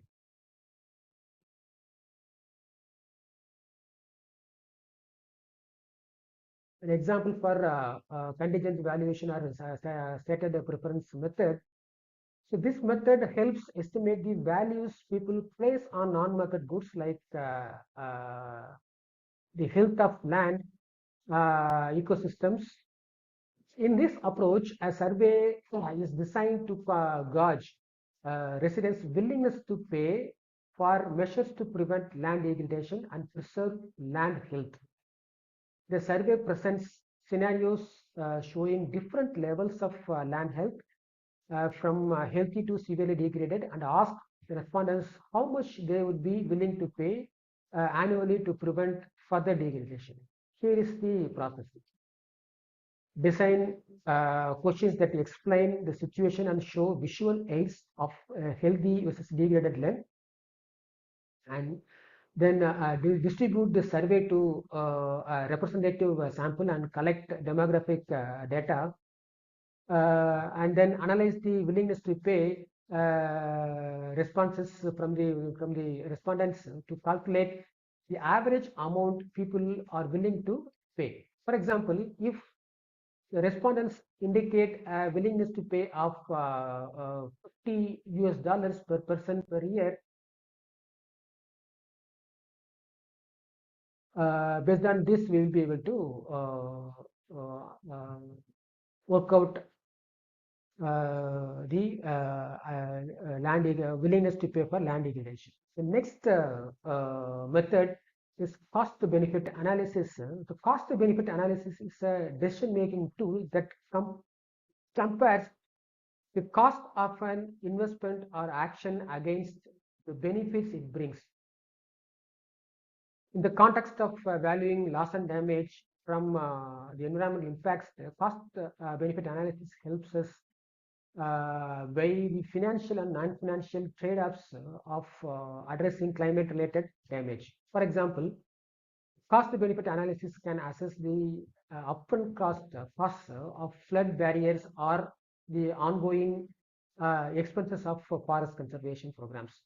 These costs are balanced against benefits, which include not just the immediate avoidance of property damage or loss of life, but also the preservation of ecosystem services and biodiversity. These long-term benefits have significant economic value as the healthy ecosystems contribute to climate resilience and provide essential services like clean water and carbon sequestration. In essence, the cost-benefit analysis helps identify where the economic value of protecting our environment overweights the cost, supporting a better decision making for sustainable investments. Let us see an example. Let us look at a real world example of cost benefit analysis to assess economic impacts of migration due to drought. Suppose a household migrates from their home village to a destination site where they work in house construction, earning $7,000 per year. Their living cost at the destination site are $4,000 annually, while health costs due to poor work conditions and living conditions add $3,000 per annum. Additionally, they incur travel costs of $1,000 per year. To calculate the benefit cost ratio or BCR, we first look at the total benefits and total cost. Total benefits, which is earnings from the labor, which is $7,000 per annum, and total cost, which is the total living cost plus health cost plus traveling cost, which comes to $8,000 per year. Now, to find out benefit cost ratio or BCR, we have to apply a formula of total benefits divided by total cost, which is 7,000 divided by 8,000, which is 0.875. So this means that for every $1 spent on migration and living at the destination site, the household receives only about US dollar of 0.875 in benefit. Since the BCR is or benefit cost ratio is less than 1, it indicates that the economic benefits of migration in this case do not fully offset the cost, highlighting the challenges that come with climate-induced displacement or migration. So next we'll discuss about replacement cost. The replacement cost method is an economic technique used to estimate the cost of replacing or restoring an asset to its original condition after it's been damaged or degraded. This is especially relevant for environmental assets. For example, let us assume a reservoir severely damaged by flooding caused by climate change. To calculate the replacement cost, reservoir walls, the cost to rebuild the reservoir walls is estimated to be $500,000, or to replace the damaged pumps, it is estimated to be $200,000 is required. Thus, the total replacement cost is $700,000, combining the cost of rebuilding the reservoir walls and repairing the pumps. So this is an example for replacement cost. And next, we'll see prevention cost method. The prevention cost method estimates the expenses involved to involved in proactive measures to prevent or reduce loss and damages from disaster or climate risks like drought or flood or something like that. For example, imagine a coastal community facing erosion and storm surges due to rising sea levels. To calculate the prevention cost, we follow these steps. First, identify the vulnerable areas at risk of erosion and storm surges. Select preventive measures such as building key walls. Estimate the cost. Construction costs are estimated at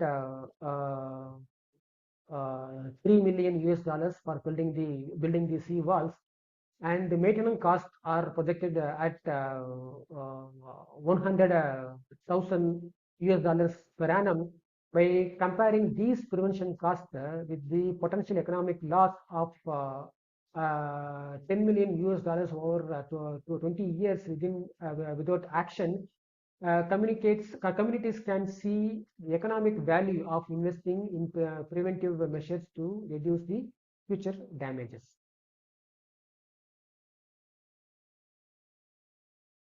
Next, we'll discuss the opportunity cost for community resettlement. It's another method, opportunity cost method. The opportunity cost approach in risk mitigation helps us understand the trade-offs involved in decision making. Especially when resources are scarce or limited, it involves evaluating cost of choosing one option over another, which may result in missing out on the benefits of an alternative course of action. For example, let us consider a community facing severe coastal erosion with two potential options. Number one, build coastal defenses such as sea walls, option A. This cost 5 million US dollars and would protect the cost for 20 years. Number two, the option two, resettle the community to safer inland areas. This is option B. This costs 4 million US dollars, but the community would lose access to vital marine resources and traditional lifestyle. To calculate the opportunity cost, if the community chooses resettlement over the another option, they avoid cost of sea walls but lose economic and cultural benefits of coastal activities like fishing and tourism. So valuing these loss benefits at 6 million US dollars over 20 years, the opportunity cost of resettling the community is 1 million US dollars more than building coastal defenses. Given this, if preserving the coastal way of life is deemed more valuable than the lower upfront cost of resettlement, the decision would favor building the coastal defenses. So the next method, broader method, is multi-criteria decision-making analysis, one of the important tools being used. So far, we have discussed economic valuation. Next, we will switch over to the multi-criteria decision-making analysis. Multi-criteria decision-making analysis, or MCDM shortly, is a decision-making method used to evaluate and compare different options where when there are multiple objectives to consider. This approach is particularly useful when decisions are complex and involve various factors that cannot easily be captured by monetary values alone.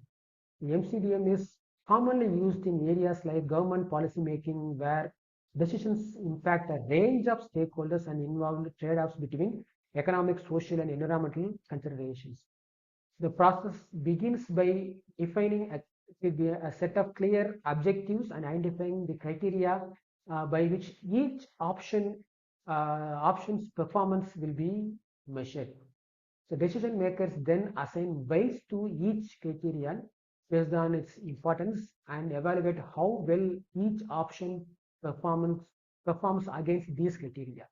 These evaluations are combined into an overall score for each option, allowing for a factual comparison.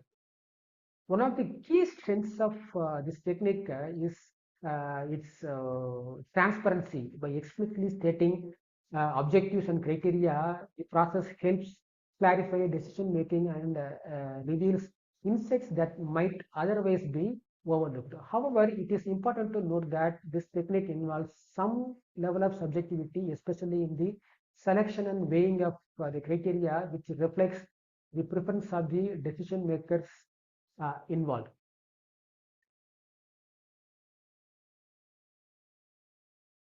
So let us see the steps involved in MCDM analysis method. So to apply MCDM for complex assessments like migration decisions or loss and damage evaluation, follow these steps. One, define the decision context. Clarify the objective, such as minimizing the environmental impacts or maximizing the resilience or decision to migrate by a household. The next step could be identify the options. List out potential responses like migration or staying and ensure they are feasible within the community constraints. The next step could be develop criteria for assessment. Establish factors like cost, social acceptance, and sustainability. The fourth step is weighing the criteria. Assign importance to each criterion based on community preferences. The next step is score each option. Evaluate options based on how well they satisfy each criterion. And finally, aggregate the scores.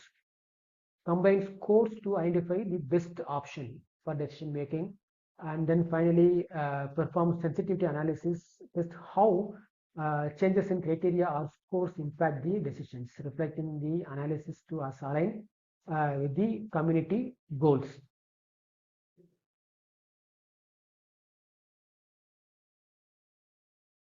So let us see an elaborate example how MCDM analysis can be performed. So we have taken this example from our one of the recent studies in Mali, in Mopti region of the country, where we have tried to assess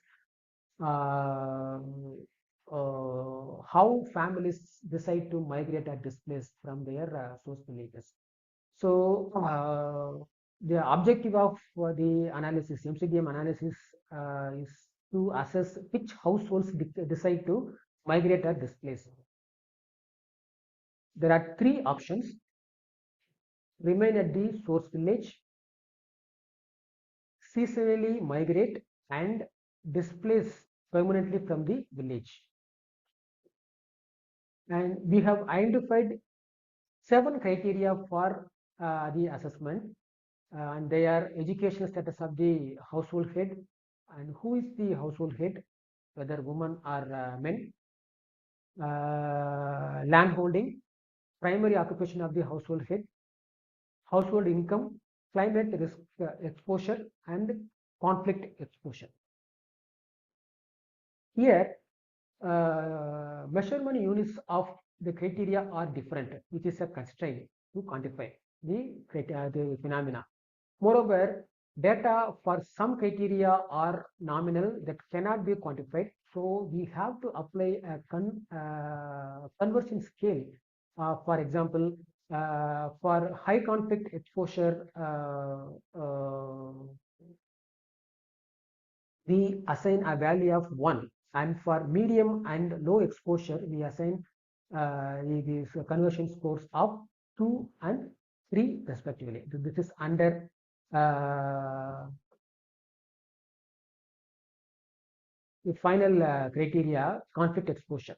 There are 3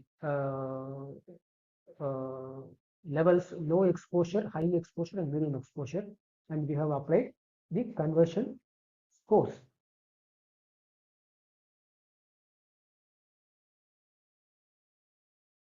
So after substituting conversion scale values, we get a decision matrix. So value in each cell is known as performance value. For example, for the second option, that is seasonally migrate, 2 is the performance value under the household head criteria.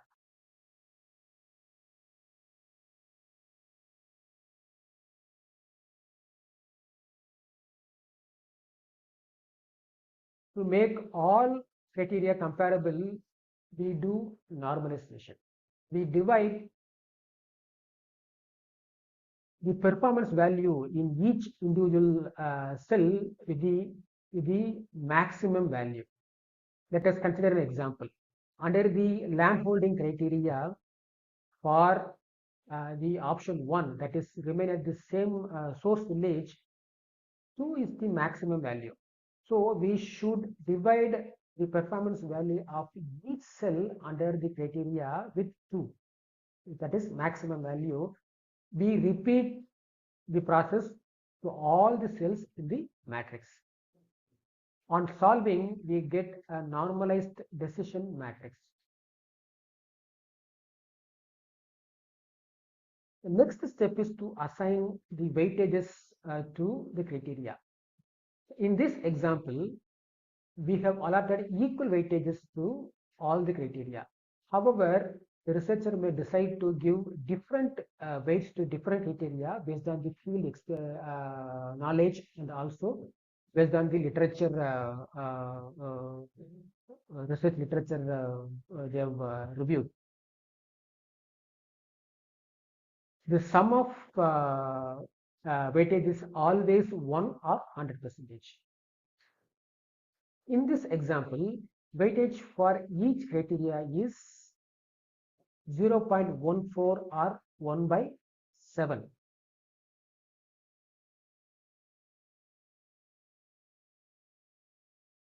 Multiply each normalized performance value with respective weightage.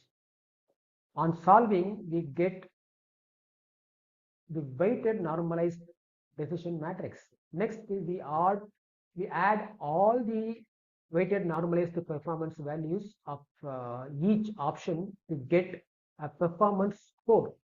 So, for example, for the option 1, that is remain at this source village, we get a performance score of 0.93.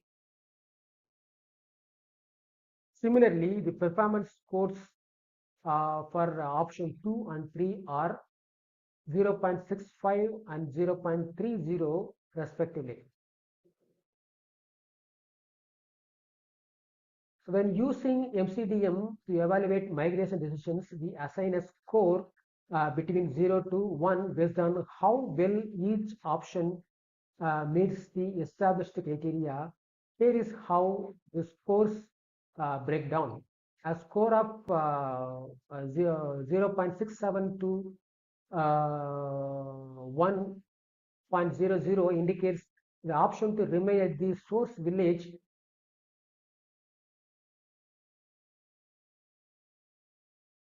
A score of 0.34 to 0.66 suggests seasonal migration, and a score of 0.00 to 0.33 means displacement is considered as the option based on the evaluated criteria. So let us move on to the next major method, composite risk indices.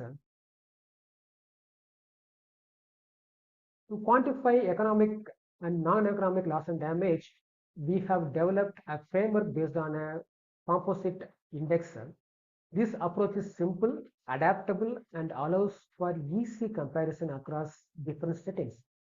The index includes multiple sub-indices that reflect various aspects of climate-induced loss and damage, measuring both tangible and intrinsic functional impacts. By incorporating temporal and spatial dimensions, this method provides critical insights into how loss and damages evolve over time and varies across locations, helping to better understand its broader impacts. To construct the indices for measuring climate change impacts, we follow these steps. Choose variables. Select factors that reflect various losses, such as homes, destroyed crops, lost crops, or mental health impacts, etc. Next, create subindices.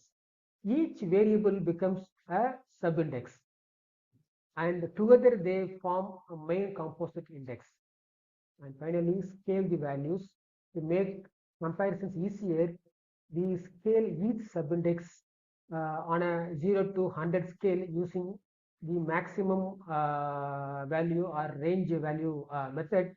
So this makes the data more intuitive and comparable across different impacts.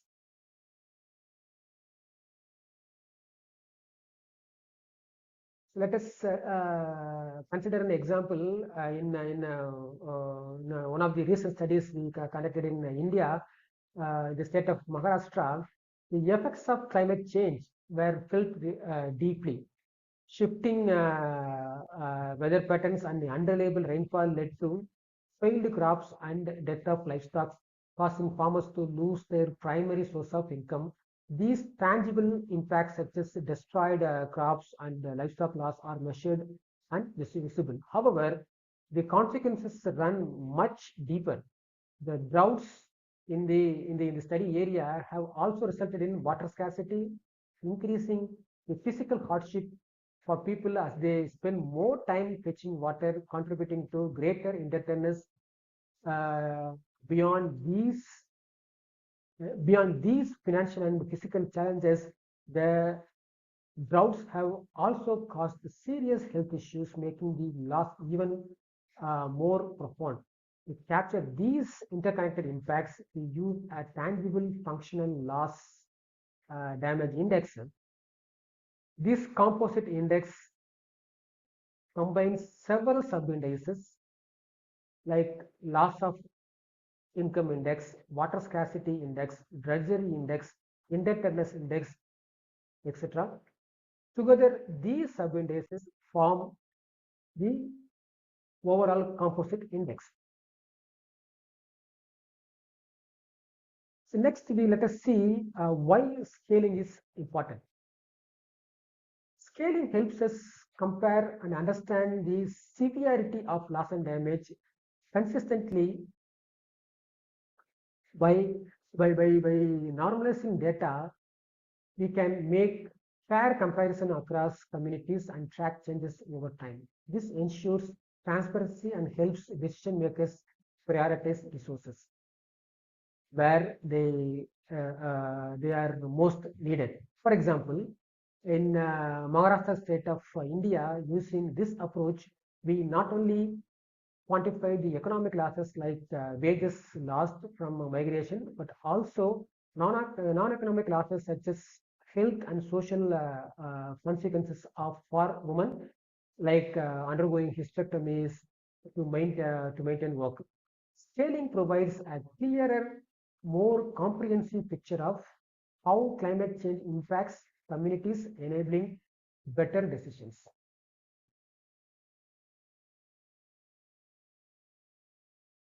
So there are two scaling methods, maximum scaling method and range scaling method.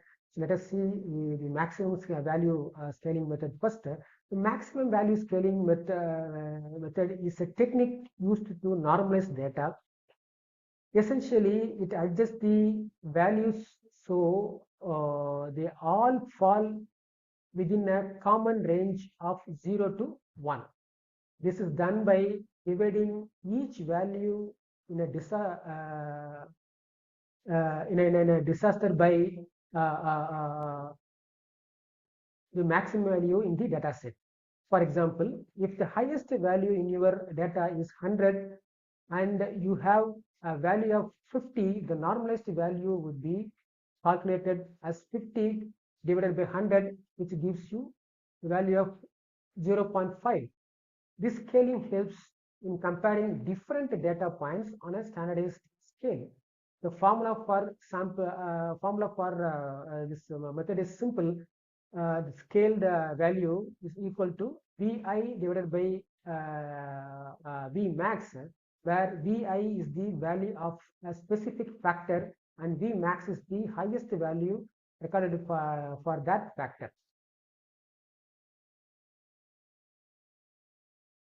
Another method for scaling data is the range scaling method. This method helps standardize data by adjusting value related to a range of the data set, making it easier to compare different values on a consistent scale.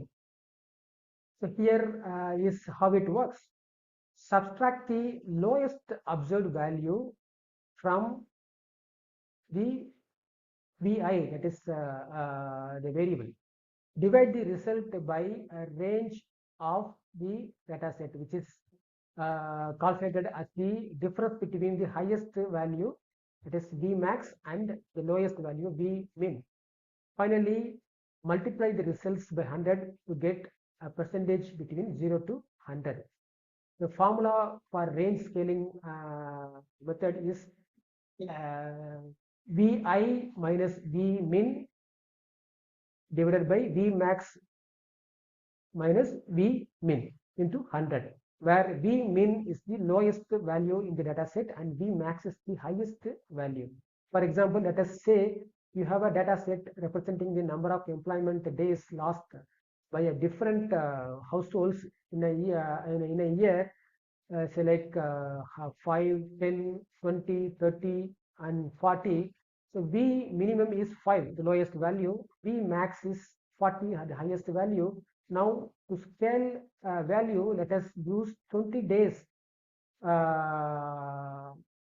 lost. For example, as an example, subtract the minimum value,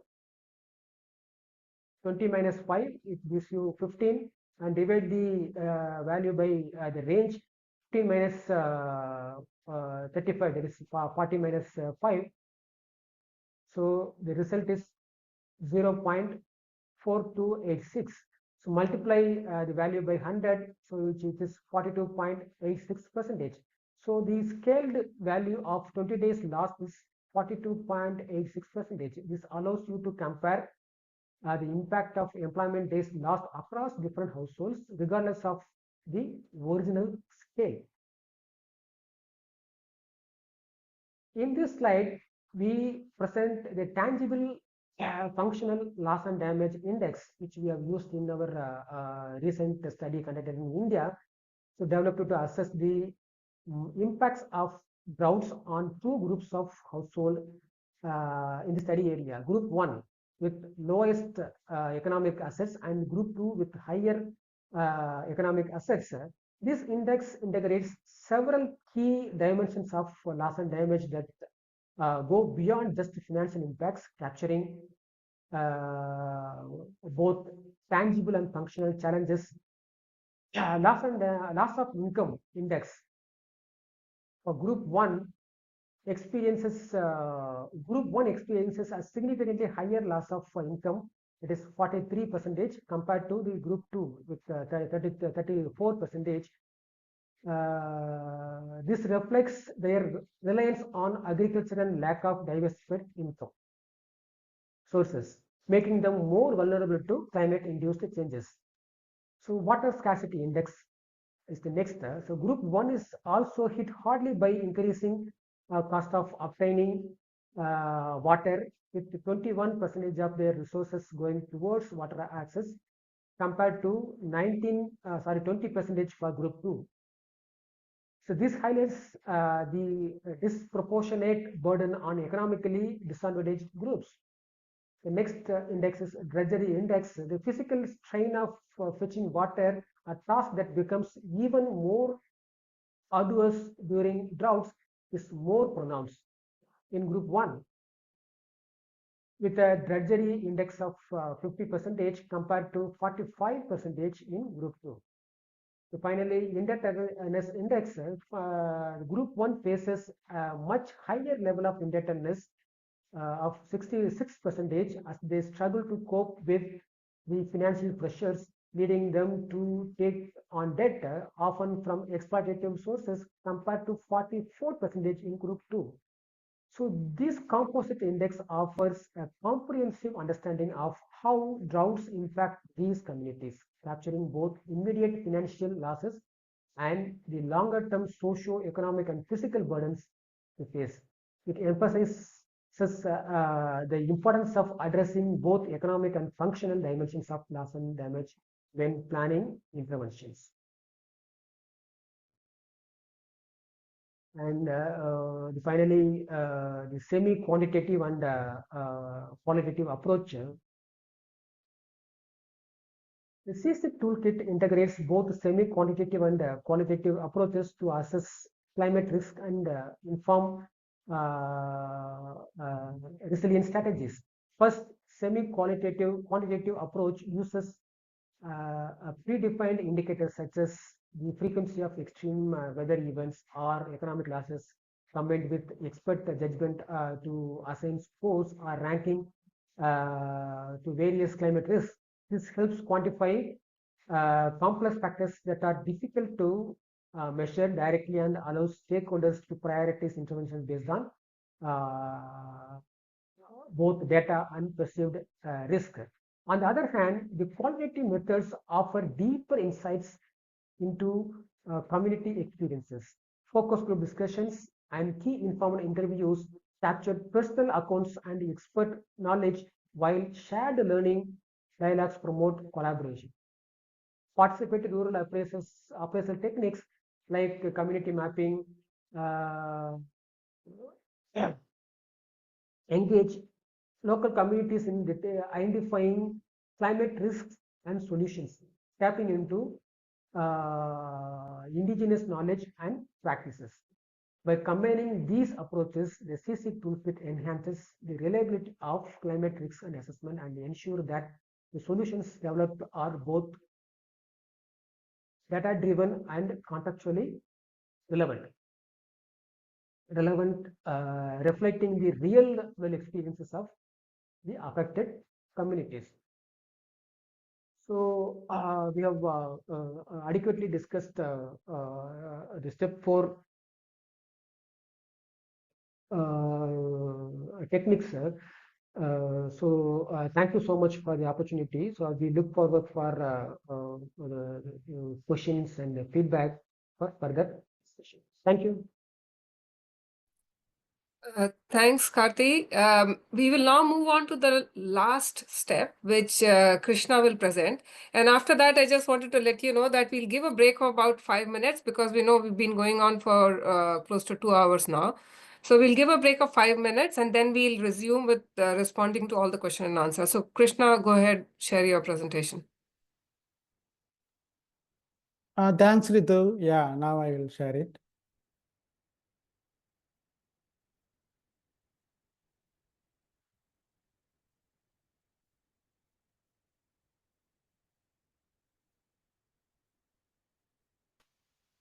Welcome back. This fifth step of C-CIQ, that is co-developing solution pathways for resilience, is a culmination of previous steps that we have started with the co-identification of losses and damages caused by climate change, along with the communities through various inclusive and participatory approaches. So this co-developing solution pathways also draws inspiration from those participatory tools.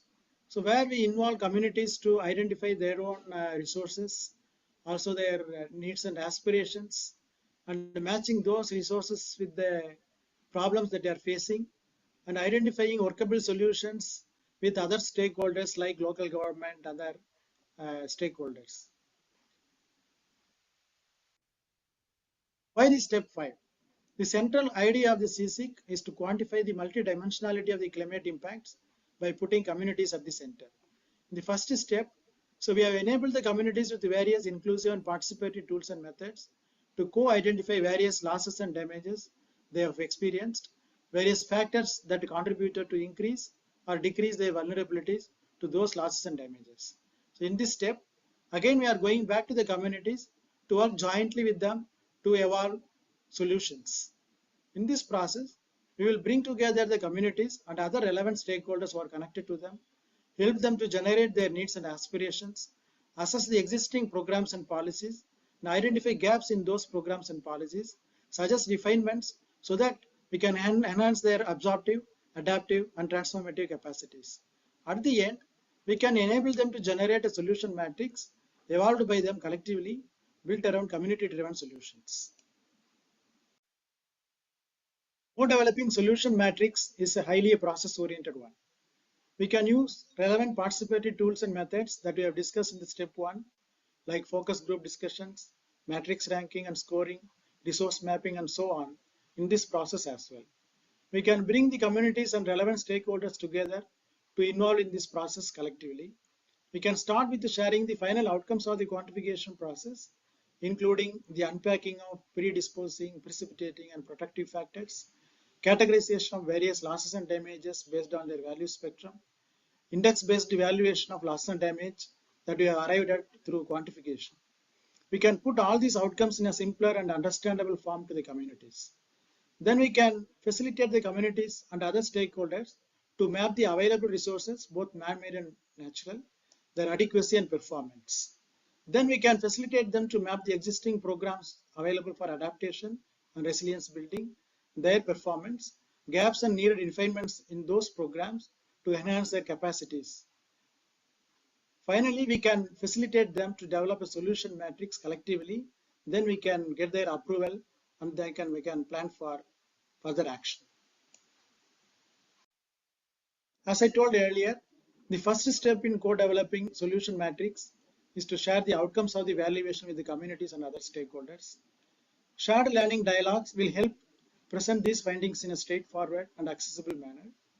So we can involve all the community members and other relevant stakeholders like government, non-government, community-based organizations, and so on, so that they can collectively work together to come out with a meaningful solution. So we can explain the range of economic and non-economic loss and damages that we have identified in the assessment. Also, we can present the outcomes of the economic valuation in the form of composite risk indices. Also, we can share with them what these indices mean to individuals and households and as a community as a whole. The solution and strategies developed will be deeply rooted in the community's specific needs and priorities by enhancing their effectiveness and sustainability of resilience initiatives in the days to come. The next step is to help the communities to map the existing resources and identify the gaps through various participatory tools and methods. So within the community, there are various types of resources, including common property resources like land, water resources, community infrastructure. Then there are natural resources, including forests, wetlands, biodiversity and wildlife, landscape and grasslands, and watersheds and water resources.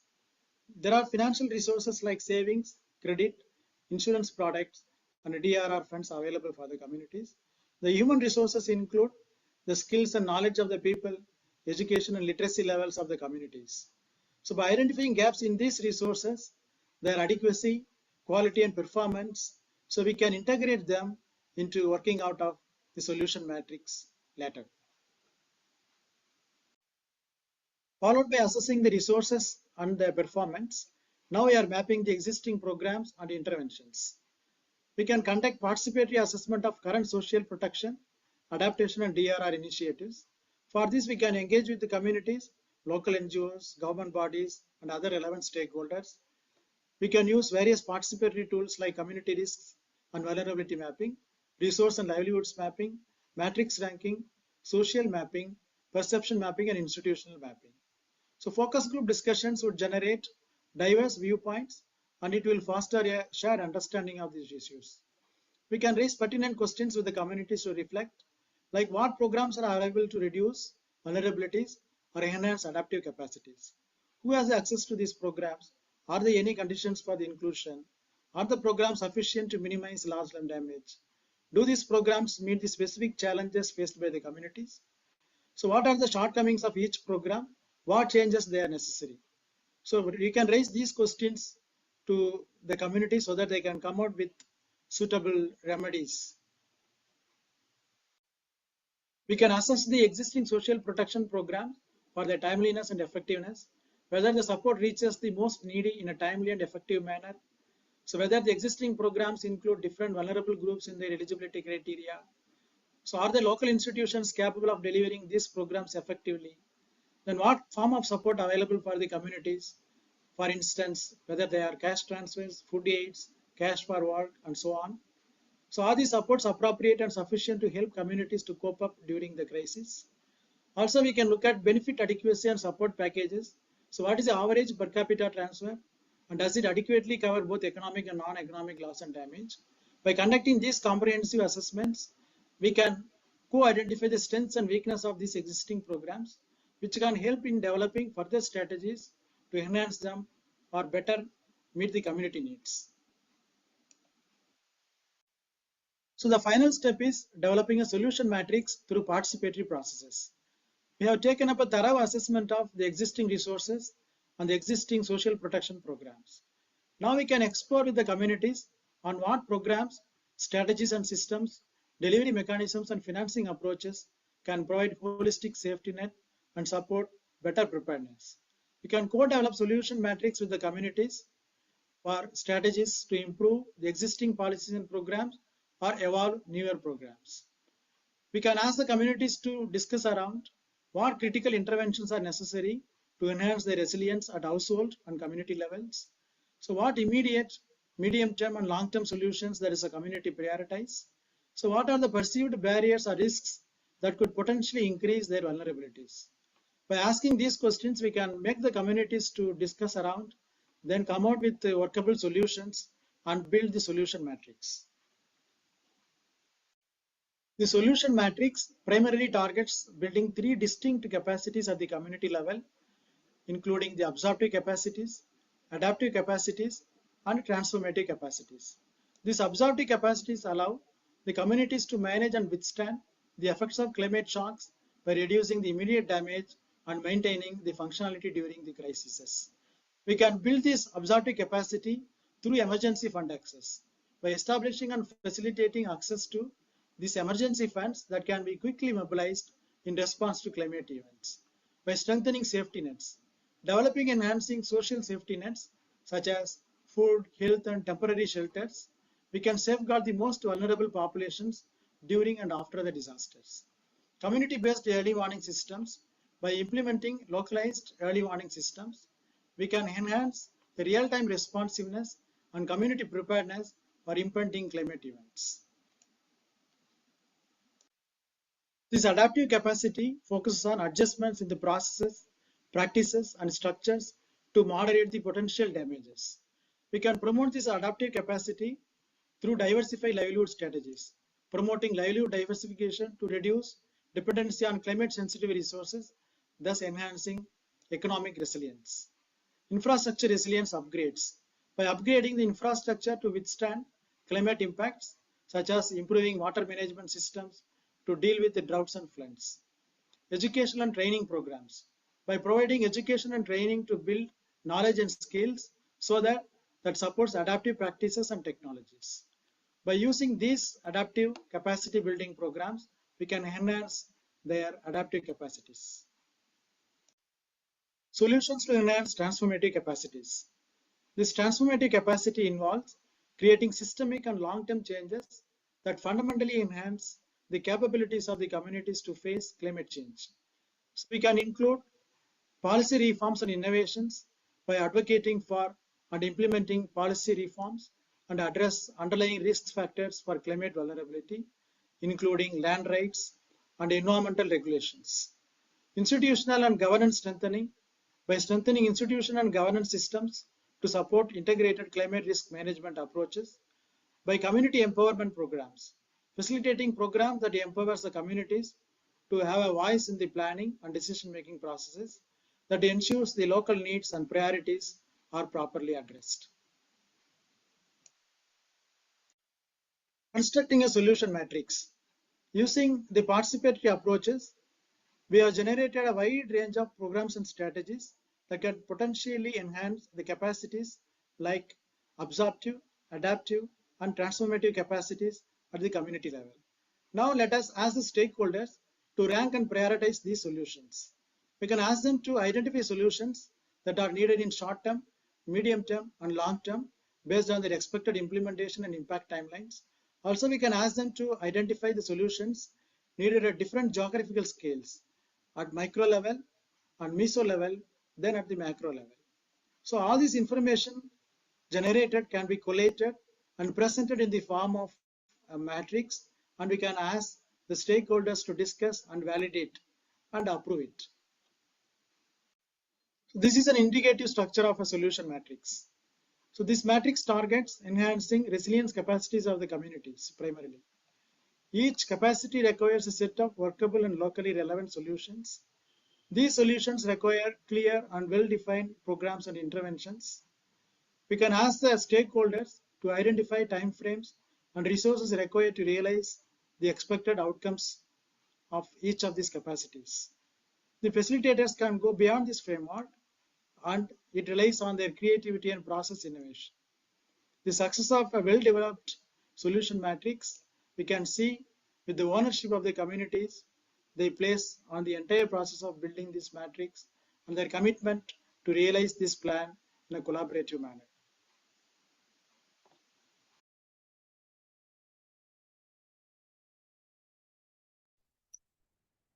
Thanks, Krishna. If you unshare the screen, I'll then just share my last two slides.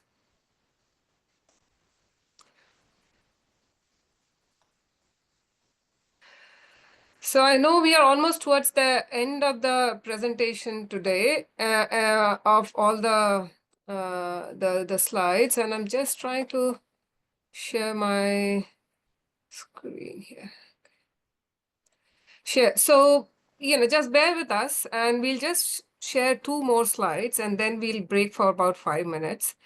I thought it would be important that we finally summarize all the 5 steps so that somebody I saw raised a question that this was too much information to capture in one presentation or one session. So just for the benefit of everyone, we wanted to conduct one training program where we covered all the 5 steps.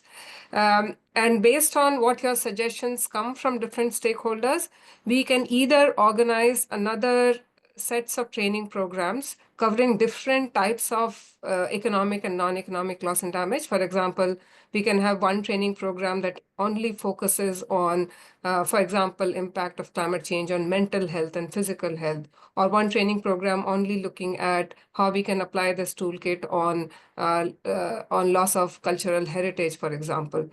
So we can do those different types of presentation, different types of training sessions, or we could do a set of training program that looks at each of these sets of steps in each individual training. For example, we conduct one training program only looking at the participatory rural appraisal approaches and how we can apply them, or one looking only at the index-based valuation approach, and so on.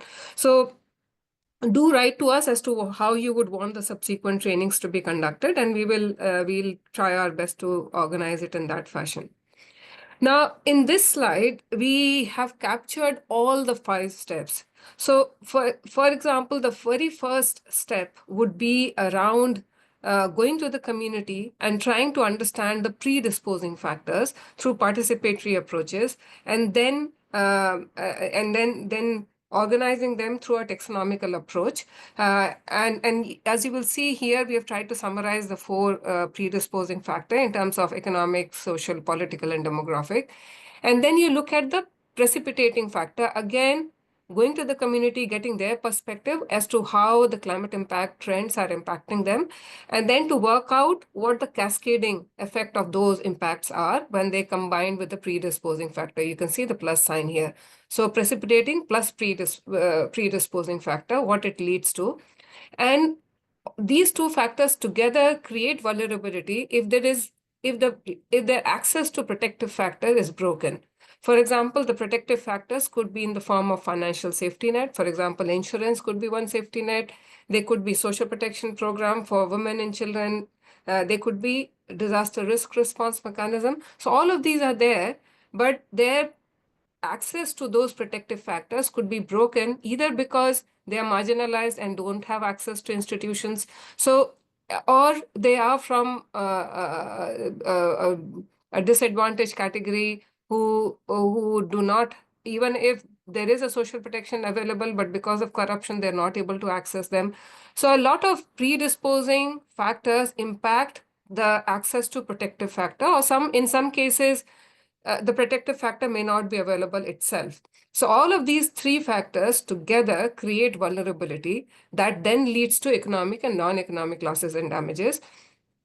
So in our toolkit, we explained how that same economic and non-economic losses and damages can be then categorized into tangible, intangible, functional, intrinsic, and also assessing them on tangibility, on temporality and spatiality. All of this is important because that would then help you understand the level of that quantification using that the index-based valuation approach, where once you, for example, define, like, for example, the way Karthi was explaining, drudgery. So women's drudgery index. So you define the main index, and then you start defining the indicators that would help you collect the data or information from the community. And then he explained how the scaling method and other ways can be used to then define the values to them.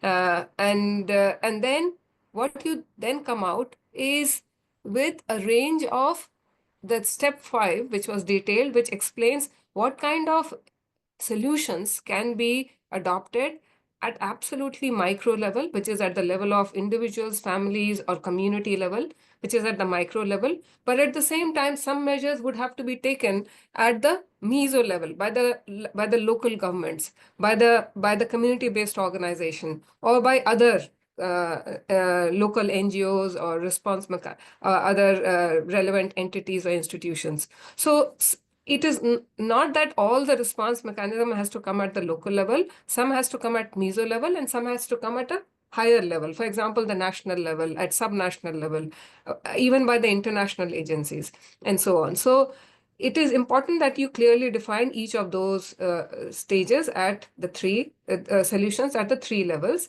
And basically, the outcome would be in terms of enhanced absorptive, adaptive, and transformative capacity. Very simply put, the absorptive capacity is something that allows the community to tide over the crisis, like maintain their consumption level. And adaptive capacity is something that would help them not just tide over the crisis, but also bounce back from that crisis or recover from that crisis well. And transformative capacity is where you allow the communities to go beyond the vulnerability threshold so that they don't get vulnerable to those risks all the time, like as a cyclical way. So basically what this does is this captures the whole approach of the C-CIQ toolkit. And again, although we are putting it as a loss and damage assessment toolkit, but at the community level, we will be covering the assessment of all the risks. So comprehensive climate risk assessment, and then developing solutions around that. So, and this is my final slide, where we just want to let you know that there are some questions that came up, which is, can we use this for academic research? Can we use it for? So this is a toolkit which we think, which is a combination of methods and methodologies, where we think it can be used by a range of stakeholders. It can be used by funding agencies, for example, if they have to understand where they should be allocating resources to understand which regions or individuals or geographies are more vulnerable. Or which are the other areas or thematic areas that they should be focusing their funding on. It can also provide evidence to the bodies such as IPCC, for example, to understand for their assessment reports. It can also support national think tanks, especially in terms of policy advocacy, to make sure that they advocate with the government on the kind of social protection policies and mechanisms should be put in place for both the people who are at the destination site, but also for the migrant communities, displaced communities. It can be relevant for development practitioners, the people who are the first responders, who help the communities manage a lot of these risks, the grassroots organizations, and also for the governments and the policymakers to design targeted policy intervention. And we are saying this based on our own assessment. Like when we carried out the hysterectomy study, the one that we shared the link to that as well, which immediately led to major policy changes, and that is where we thought that there's a value in quantifying, but also attaching value to some of these economic and non-economic loss and damage, because for a policymaker for them to understand that if they don't act on these issues, what would be the cost of inaction. So in that sense, we felt that this toolkit was extremely useful, and that's why we are sharing this with you so that you can make the best use of this toolkit and benefit from it. And we are there to help you make a better use of it. So with this, we will just break for about 5 minutes we'll take a 5 minutes break. In my clock, it is 1:33. So probably we can come back around 1:40, which is in about 7 minutes time. Is that okay with everyone? Okay, so we can all remain online, or if you want to disconnect and reconnect, that is perfectly fine.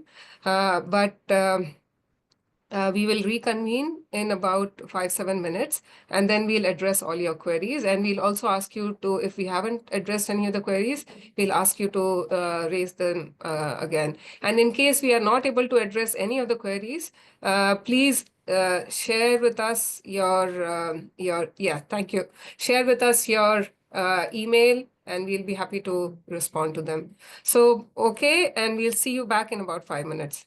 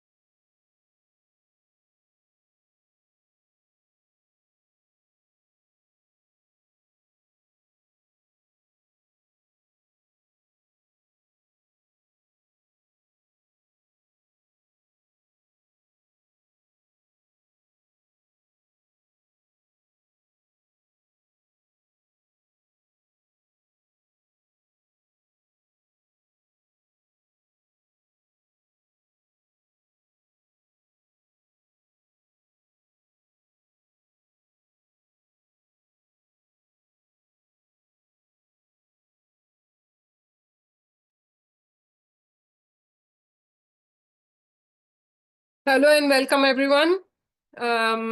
I hope all my colleagues are back as well.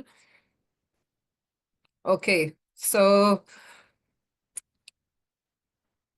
I'll pass on to Devanshu. Devanshu, do you want to start off with the first question, and then we will try to collectively respond to them? Okay, so we will first take a few questions related to the management aspects. And there are three questions actually that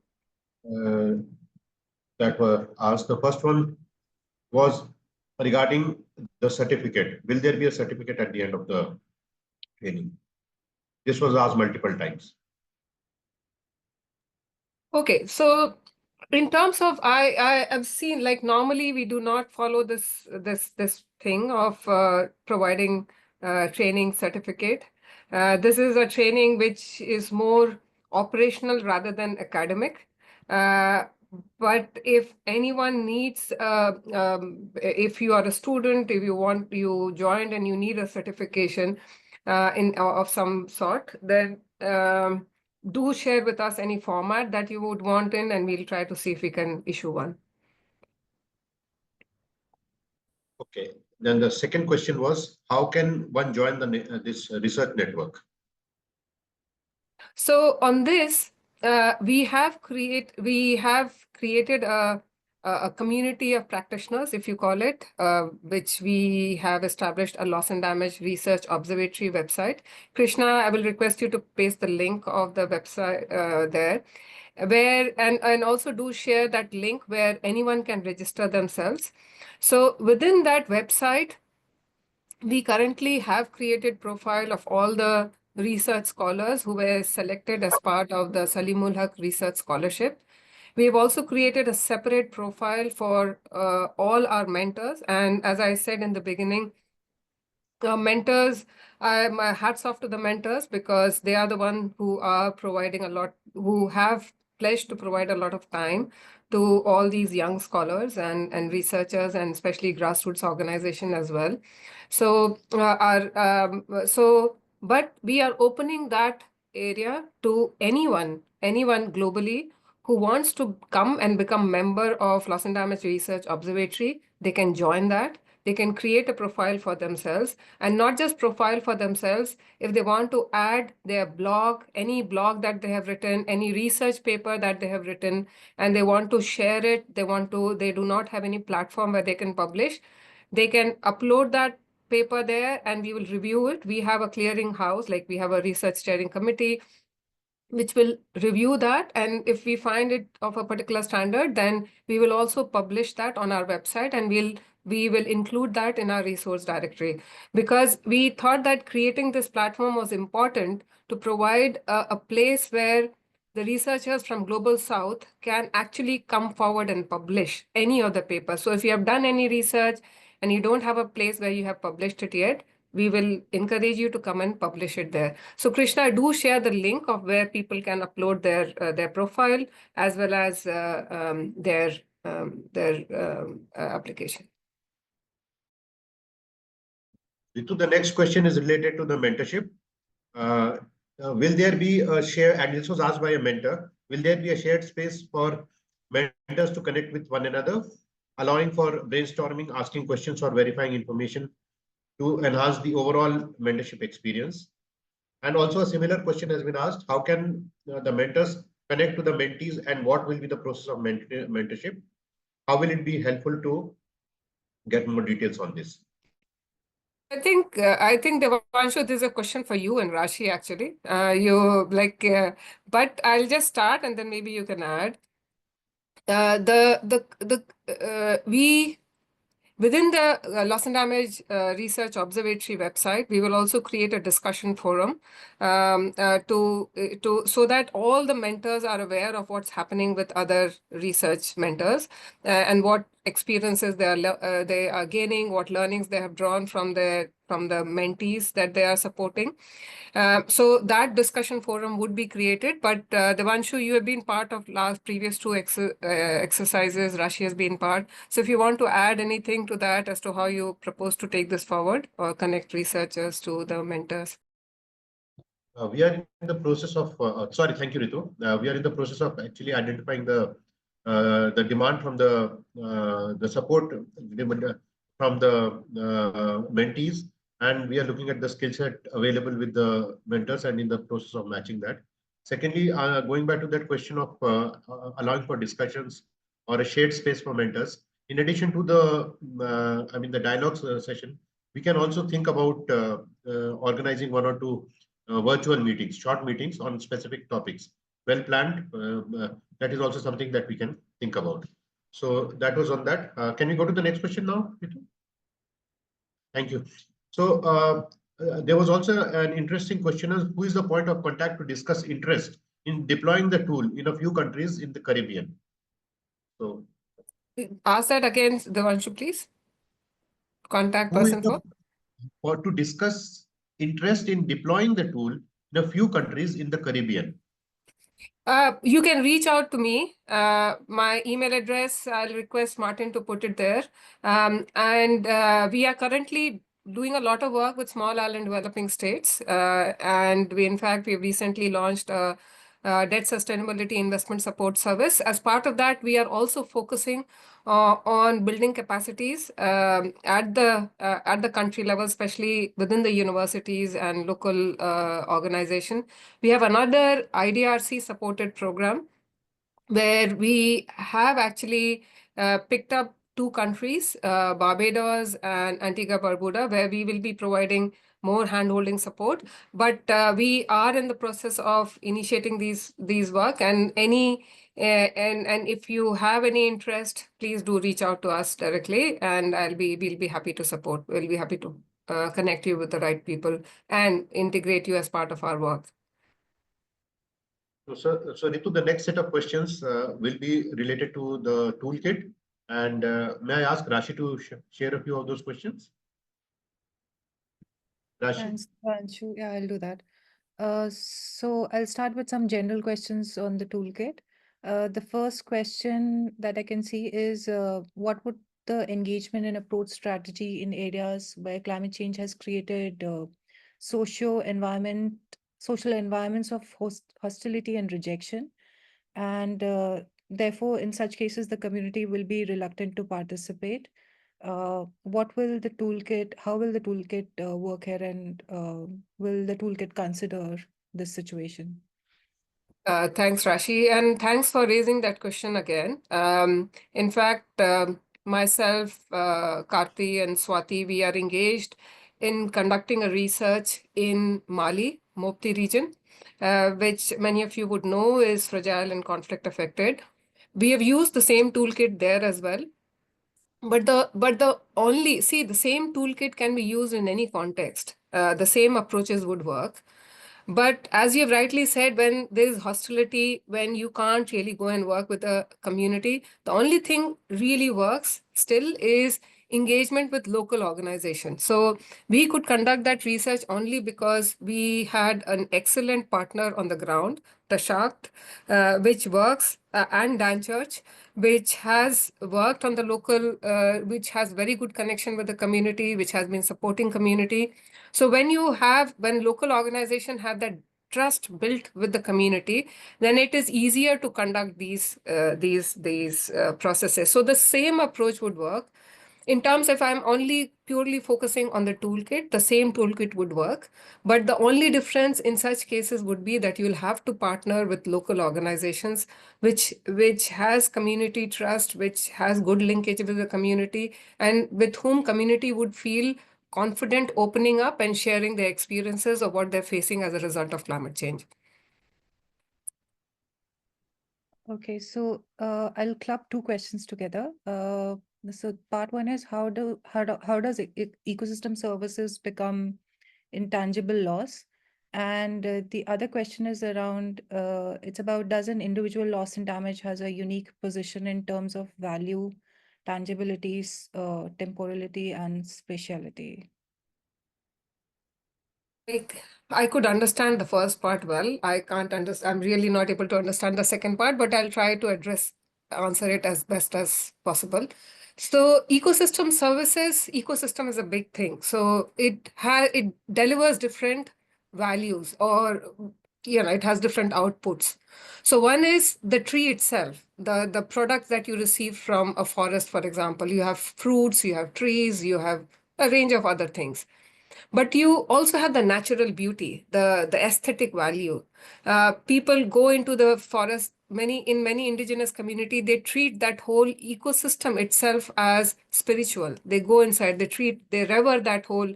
There are so many places where they are considered as sacred groves.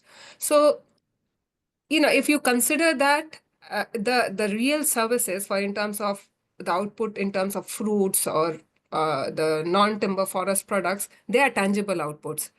But that recreational, that aesthetic value, the beauty itself, the spiritual output, they are intangible. And in some cases, it would be intrinsic as well. So yes, so the ecosystem services can be clubbed in both the cases, but providing different outputs. The second one is I really didn't follow that question well, which was around how can the same individual. So like I'll just quote this example of the bead study, where we were conducting, where women were forced to migrate along with their husbands and family, and were forced to work in sugarcane cutting farms, where like the same individual woman was facing multiple impacts. So some of them were intrinsic in nature, in terms, and some were tangible, intangible, and so on. So a lot of those women had accidents while they were working. So some of them lost limbs, some of them had different disabilities caused because of their working condition. Some of them undertook hysterectomy, which is not visible to eyes. They had to undertake removal of their uterus in order to continue working. So that is something which is tangible, but at the same time had huge physical as well as mental health impact. Some of them even had suicidal thoughts.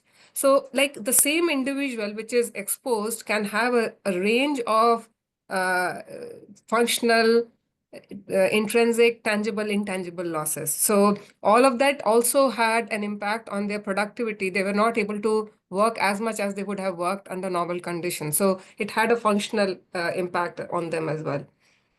So I hope I've addressed that question. If it's still not addressed, please you can rephrase your question and add it in the chat box. We'll be happy to address them again. The next question is, what skills and knowledge are crucial for team members using the toolkit, particularly when working in highly variable environments with limited data availability? Honestly, if you of course, you would need, you don't need to have an economist in your team all the time. And that is why we conducted this training program. And we have tried to write the toolkit in as simple language as possible, with as many illustrative examples, so that even a person who does not have an economics background can also use it and apply it in their context. So basically, for me, I'm talking on behalf of the entire team here. For us, the most valuable expertise that you can bring when using this toolkit are those participatory rural appraisal approaches, like your connection with the community, whether you're able to engage the community in capturing that information and knowledge from them in terms of the range of economic and non-economic loss and damage, how they have experienced the climatic impact over different time scales and so on. And then once you have that information, putting it in predisposing, precipitating protective factors, or designing a simple questionnaire to capture data around that, I don't think that would be too difficult. But from my perspective, this is a toolkit that can be used even by a local organization or local NGO in any country context. And if any one of you feel that you're not able to understand certain dimensions, or where you would need more hand-holding support in terms of using this toolkit, do write to us, because based on what you write to us, we can launch a separate tutorials only for that through the observatory website. And we can also connect you to other peers who have used that toolkit and who understand that well, and then they will be able to support you in doing that. Or mentors can come into picture and they can help you out. So yeah, that is the response from my side, Rashi, on that. There's another question. It was addressed in the presentation as well, but slightly, I think, so the person has asked for examples of predisposing, precipitating, and protective factors, but from different regions, and how these factors interact in highly variable environments. This is a very long question, but like it would be a long response to this question. But a very simple answer would be a predisposing factor could be, like for example, in a case of our Beat district where we first applied this tool, was in the case of migrant community and non-migrant community, we figured out that there were some households which were migrating and some households which were not migrating. And those who were not migrating were the ones who had bigger land holding, who were more educated, who had better savings, who were less indebted, who were not from the marginalized community of scheduled caste and scheduled tribe.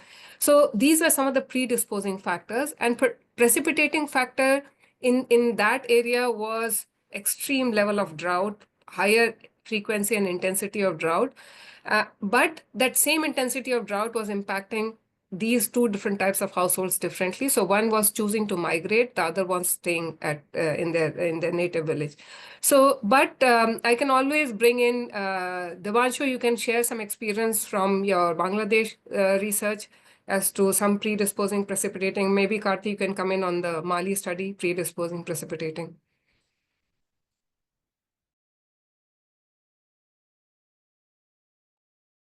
Karthi, would you like to go first? Or should I come? Start there, understanding. So in the Bangladesh study, we had two locations. One was slow, rapid onset, affected by rapid onset, and one was affected by the slow onset event. And essentially, what we found was that like Ritu had shared in her presentation, we look at the predisposing factors, we look at socio-economic conditions, we look at their kind of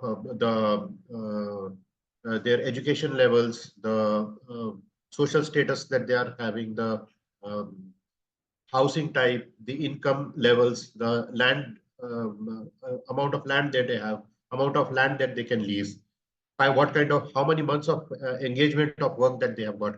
So these kind of factors actually make up the predisposing factors. Under precipitating factors, we looked at the factors of how climate change is actually impacting them.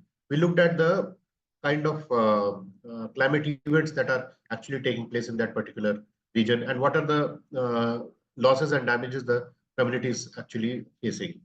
And then protective factors is something we looked at the what is the how are the existing socioeconomic how are the existing social protection schemes helping them, or are there any other factors that actually they are helping them to reduce their vulnerability or to address the vulnerability and enhance their resilience. What we found, and our study actually focused mostly on migration. So again, picking up from what Ritu said, who's migrating and who is not able to migrate, those questions we were able to answer from looking at that. The answers did not lie in all the, for example, if we looked only at education, it did not lie only in education. But we looked at other factors.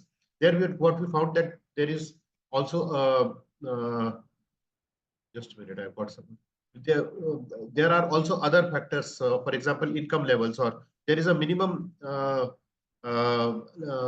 income level, or there are minimum income that is needed by a family if they even want to migrate.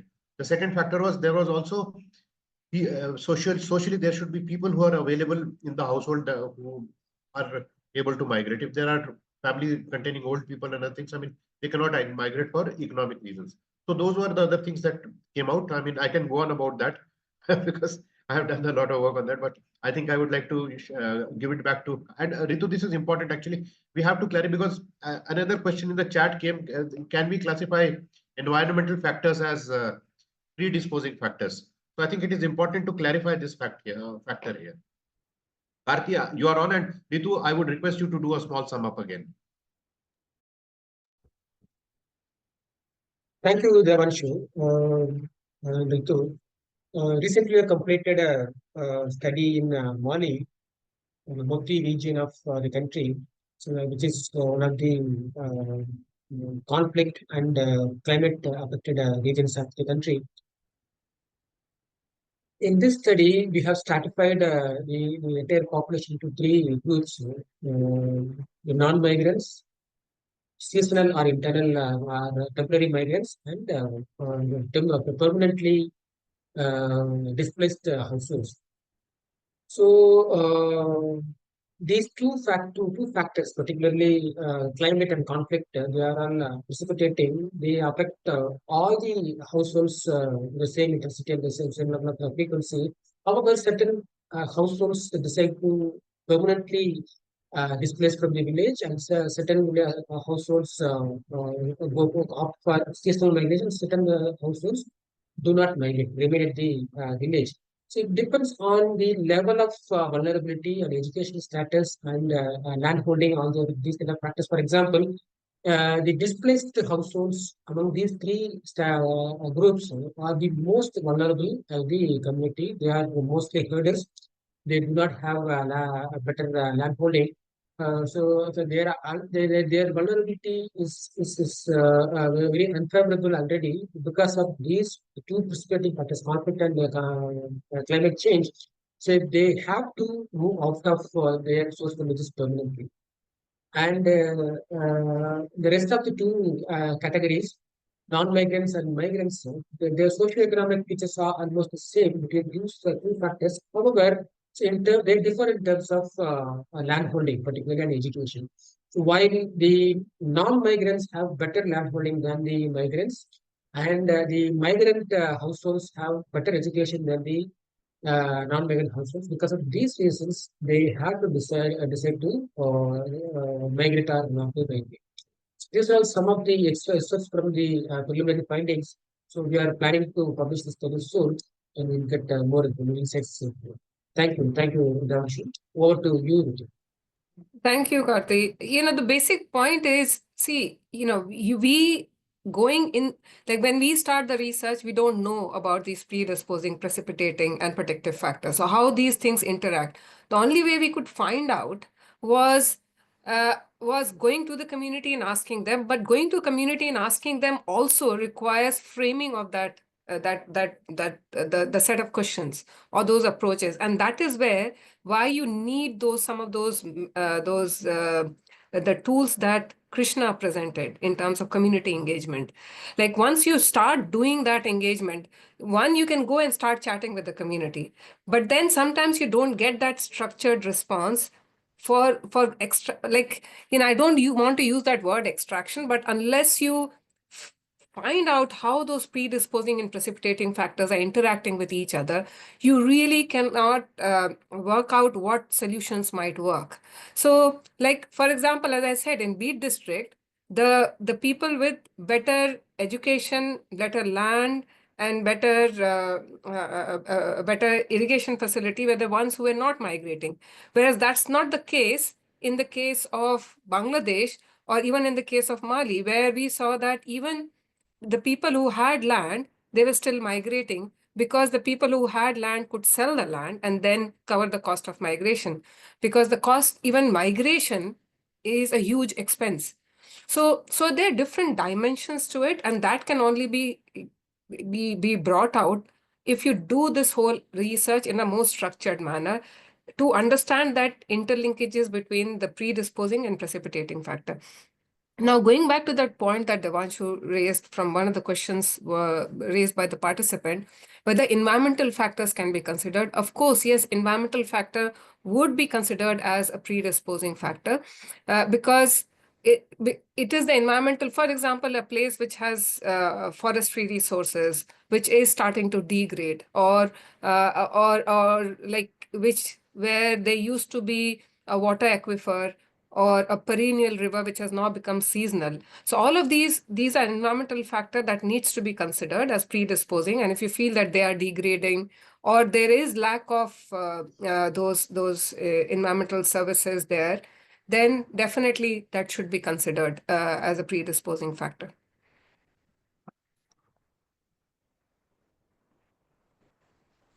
Can we move to the next category of questions now? So these are around toolkit usage. I'll club two questions together because these are about how long does it take to apply the tool. So one is general question, how long does it takes to apply the tool? And then there's another question, which is how long does it takes to apply the tool to a typical farming or pastoral community? Well, it depends on what aspect of research you're covering. So if your scope of research is very narrow, you just want to go in and cover one particular aspect. For example, the loss of like the impact of climate on farming or crop loss. Then it's easy. You'll have a small scope. You go and only interact with the farming community there, and you can quickly do that. But typically, like from our experience of applying it in 3 different contexts up till now, and we will be shortly initiating this research in Senegal in 2 locations. Typically, it would take from start to finish, minimum time would be around 6 to 7 months. So that's the time frame that you should ideally keep in mind when going, because the longest time it would take is that first step, which is going into the community, because that itself, that participatory appraisal with the community takes time. And you can shorten that time if you have a good local partner. If a local NGO or local grassroots organization itself is applying the toolkit. For example, I see members of a Hawaii Commission are here. So these are grassroots women organizations. They already have a very good connection with the community. So for them, conducting this participatory appraisal or inclusive appraisal with the community would be much easier, and they can do it faster compared to a research organization, which a national think tank, which might take time to find out a good local partner and then do this research with them. So there are different time frames, but start to finish, minimum time, it should take around 6 to 7 months. The next question is this tool applicable to secondary data such as LSMS data sets? Although it's not been described which data, but I'm assuming this is the living standards measurement study of the World Bank, probably. Not sure. Yes. So You're right. Yeah. Okay. Is there a subsequent part of that question? And if it's applicable, then how do we obtain the tool? Oh, okay. Okay. So the thing is, even if you read the toolkit, we have clearly mentioned that, and even we have used it. When we conducted research, it was not just the primary data. We also use the secondary data because sometimes you also have to validate the trends. For example, even for the climatic trend, you do get the response from the community as to how they are impacted. But for example, even in the BEAT study, we collected the climatic data of last 30 years to work out the trends of drought frequency and intensity. Or rainfall variability. And we also looked at the census data. Even in case of Mali, we are still collecting a lot of secondary data to cross-verify and validate some of the trends that are emerging. And especially sometimes it's not possible to collect all the data because one of the biggest impact that we have seen in case of climate change is on forced displacement and displaced migration, which means that the community is moving from its place. And sometimes it's not possible to capture all the data with regard to the displaced community because it can be difficult at times. So in that context, it becomes useful that that you use secondary data, and it's perfectly possible to integrate that data into this toolkit and use it for the full analysis. Okay. Although this question is partly addressed, are there any case studies showing the effectiveness of the C-CIQ toolkit? But the follow-up question, maybe that'll be that's an additional question. How can the toolkit's output be integrated with existing national or international frameworks for climate risk management and policy making? Okay, so I think I can request Martin to, or Devanshu, Rashi, any one of you can paste the link to those publications, and we'll shortly be coming out with a Bangladesh research paper. OKUP is here. OKUP was one of our local partners, and we really benefited from the connection that they had with the community. The Mali study would be out hopefully in January timeline.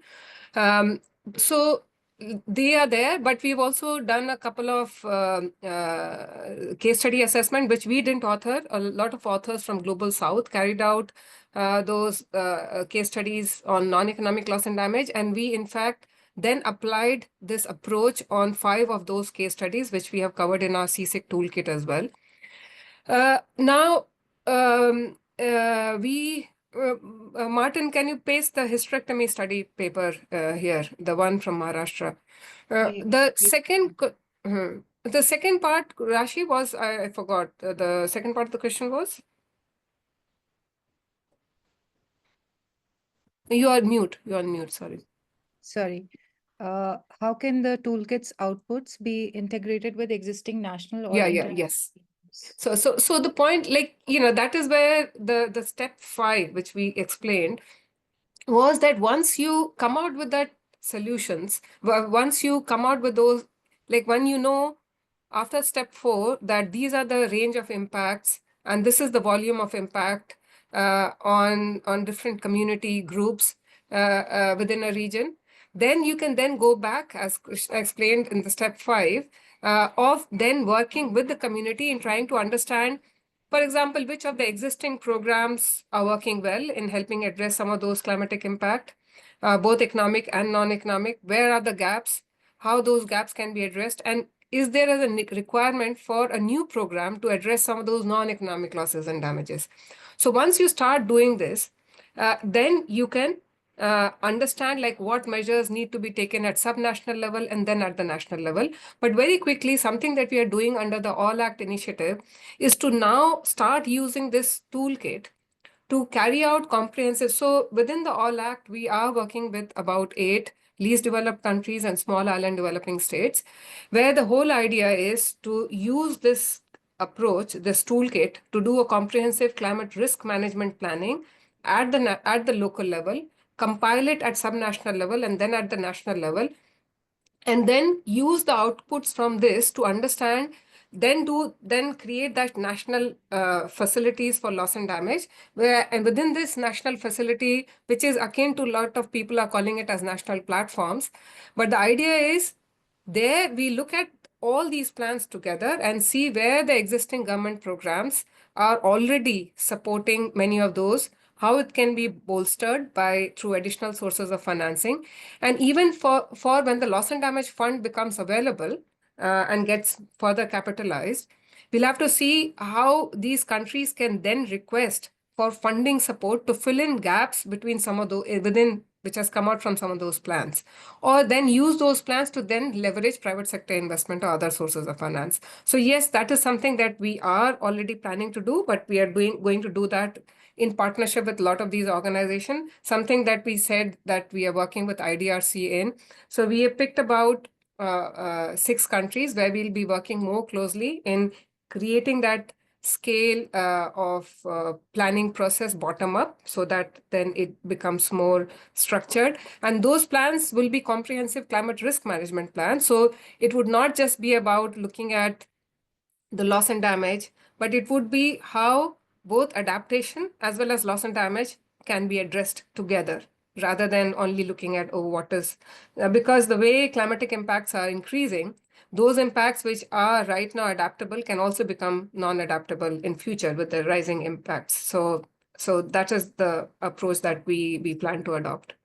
And we urge others who are on this call to also see whether they can apply this in their own local context. The next question is about the scale and level, as in like what could be the smallest and the geographical unit of analysis. So some of the questions are like, can we choose a single village for the study, or would it be better to select multiple villages? Can we use multiple tools in one session, or do we like to use these tools separately in different sessions? So Thanks, Rashi. I'm happy that this question was raised. So see, this tool is quite versatile, adaptable, and can be used in diverse contexts. So you can, if you are a local organization, or if your scope of research, or if your scope of implementation is only one village, you can apply it in one village, but you can also cover a bigger area. As you said, we are planning to apply it at a country level. So it is perfectly, the scale is very dynamic. You can use this tool in any context. But the smallest unit can be a village. It can also be a subunit within a village. So you can even cover a small hamlet within a village using this toolkit. Again, the scope can be very diverse. You can only cover a single impact. For example, as I said, impact of climate on biodiversity, impact of climate change on mental health, impact of climate change on cultural heritage. If that's your scope and you only want to cover that aspect, you can only cover that aspect. So there is no fixed rules. In terms of applying 1 step, 2 step, 3 step, or all the 5 steps, again, it depends on what you want. Some people might only want to understand the impact of climate change on a particular community, then they can only cover till step number 4. But if I were in anyone's shoes, I would say, why just stop at measuring the impact? You should also go back to the community, share what you have worked out based on your analysis, and then co-develop solutions with them. So for like I would always say that go back and conduct the step 5 as well. But if you just want to look at what is the range of predisposing precipitating factor as well, you can just do step 1 and 2, and that your work would be done. So it's up to the level to which you would want to conduct these studies. Okay, this question is about how can one contextualize the tool for chronic disasters like heat waves, which do not have pre and post pattern or evident physical damage, but are intrinsically cyclical? Okay. So in fact, we are planning to apply this toolkit in Indian context, where we will be using this toolkit to study the impact of climate change on heat waves on informal workers. And the same toolkit would apply. You don't need a baseline study because your community, if you carry out like what Krishna was explaining, the historical mapping, the timeline that you sit with the community and you work it out. But of course, in some context, you will have to capture or you'll have to gather data around like climatic data to understand how the heat waves have increased, how the heat stress has increased. But as Karthi was explaining, like if you look at this link that is pasted on the chart, where we've used the same toolkit to understand the impact of migration or hysterectomy and all those impacts on the mental health, on the declined productivity of women, the impact on children in terms of missing out on their school. So one could be to understand the level of education they are missing, but also like the lost childhood, so there are different ways in which you can work out the index, work out the indicators that can capture those indexes, and then collect data around that. So the same toolkit can be applied to all of those contexts, and more so in case of the invisible impacts. I think I've covered almost all the questions. I did club some of them that were similar, and there are many, like a lot of people have shared their feedback about having the entire training split into several sessions, more sessions. Yeah, yeah, I think Thank we've you. covered all the questions. And Devanshu, anything else from your side? There are one or two questions. If you can just take them, I think they were posted while we were actually just doing the Q&A. Is it like that we could use several PRA tools in one session? Or question 2 again, do we cover 3 Ps and L&D all domain in one session? Krishna, this is a question for you. Yeah. So this is not about the volume of information that we generate from the communities. It is a purpose for which we are collecting information from them. It is again, as Ritu was telling, it is not an extractive exercise. It is an enabling exercise where we are making communities to self-assess.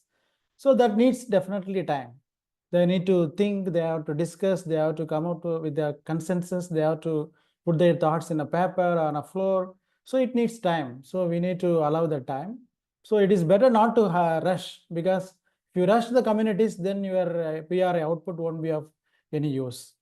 So it is always better to have multiple sessions so that you can achieve the purpose for which you are going for your data collection. So again, it is not just data collection. Again, the communities are going to be there. They are going to help you in making you understand what they mean. So it all needs lots of clarifications, lots of in-depth interaction with them. That needs time. Don't rush. Plan for several sessions. That's why Ritu was telling the initial exercise that takes lots of time.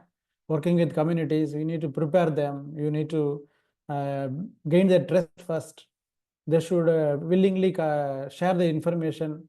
So all those things needs lots of investment, lots of patience.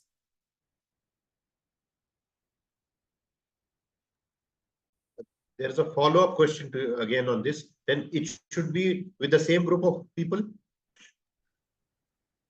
Yeah, it depends on the purpose of the exercise that you are doing. It is, we are not just collecting like a questionnaire or interview schedule. It is basically to get perspectives of different sets of people in the village. That's why he told you can triangulate the information you collected from one corner of the village by conducting the same exercise in another corner of the village, so that you can see the veracity of information, or you can see the similarity of their experiences. So everywhere we can make it flexible. So it is up to the researchers to decide which group you can, based on the purpose of the exercise that you are doing there. It is always better to have a mixed group. That's why we have told it is an inclusive and comprehensive exercise, where you need to include different, if you are going for farming related PRAs, then you need to include different types of formats, small, marginal, big formats, or landless laborers, so that you will get a different multiple viewpoints. Then you will get different experiences. Then there will be heated arguments among themselves. They will come out with a consensus with some common information. So it all depends on the purpose. Thanks, Krishnamurthy. There were two places where, I mean, two separate individuals. One has asked about, I mean, if work will start in Nepal after the recent floods, and anybody else asked about if there is any upcoming project in Kenya. So I think both of these are also covered. Both of these countries are covered as part of our I mean, scholarship. Ritu, would you like to come in? Why don't you provide the detail of that, Devanshu? Yeah, I think both of these countries are covered under our scholarship, and after a few months, I'm sure you'll be able to see publications from both these countries where their toolkits have been applied, and with the results of the 3P framework that we are mentioning here. There is one question, interesting question. I think this we can make it the last question also. What challenges have been identified in partnering with local governments for co-developing response solutions, and what solutions does the toolkit propose to address? And should be at how and what solutions does the toolkit propose to address these? This is the question. Partnering with local governments and developing resources. See, ideally, see the whole, we are ourselves working very closely with a lot of governments. And the whole idea, like just as we said that the whole process of collecting the data, analyzing this should be like it should happen with the community so that there's a sense of ownership. Even the solutions that are worked out is something that brings in that grounded perspective, like as to what would really work with the community.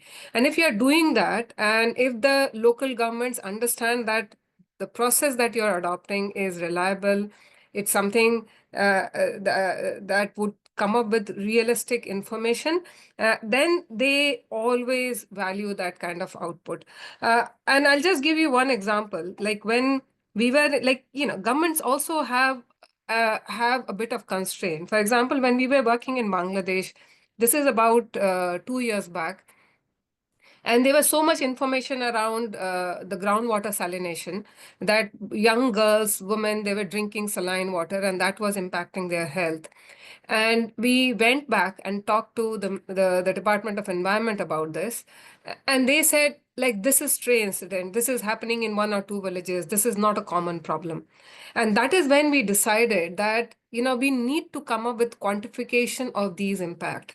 Because, and at that time we had come up with case study, but then case studies always remain a case study. Like it does create some impact, but in order for policymakers, the governments, to come up with a programmatic response, you have to explain to them what is the scale of problem, where is it happening, and if they don't address that, what bigger scale of problem it might create. And that is when we developed this toolkit, and we have always seen, like, as for example, in the case of Beat District, uh, this issue had come out in newspapers about women undertaking hysterectomy just to continue their work, just to not take a break in their work, and nothing happened. Like, I would not say that this is because of our research, but because we came out with that scale of impact, that the level of damage it's doing, and the way in which that whole issue has a potential of expanding and increasing in other areas, that we immediately saw a response from the government come through. So sometimes you can use this kind of tool to play to play different roles. For example, in some cases, you can use this toolkit to come out with evidence that you can use for strong advocacy with local government. On the other hand, you can go and partner with the government. For example, the way we are trying to do, we are educating them on how this tool can help do a comprehensive climate risk assessment and then also come out with proper solution. And if they do this at a countrywide level and bring all those plans together, then they will have a much more realistic understanding of where the gaps are, what additional resources they need, and that would help them then advocate much better for international climate finance, for example, when loss and damage fund becomes operational now. So that's the kind of planning we are doing. So you can use the same toolkit to serve different purposes, but it depends on how you want to use it.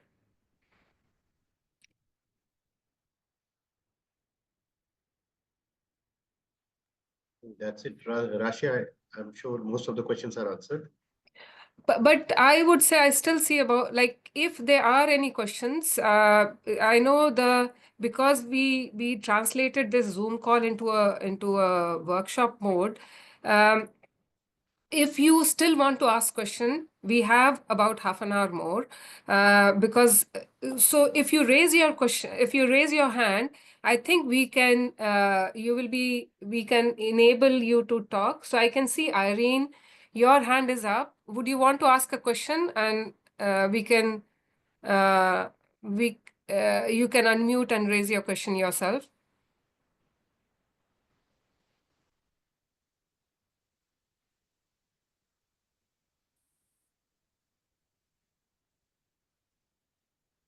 I also saw a lot of questions with regard to asking people whether this video or these presentations would be used. The whole purpose of recording this video was that we will be sharing it with everyone and we will be providing it on the Loss and Damage Research Observatory. We'll also share the link to all the registered participants, so you don't need to worry about that.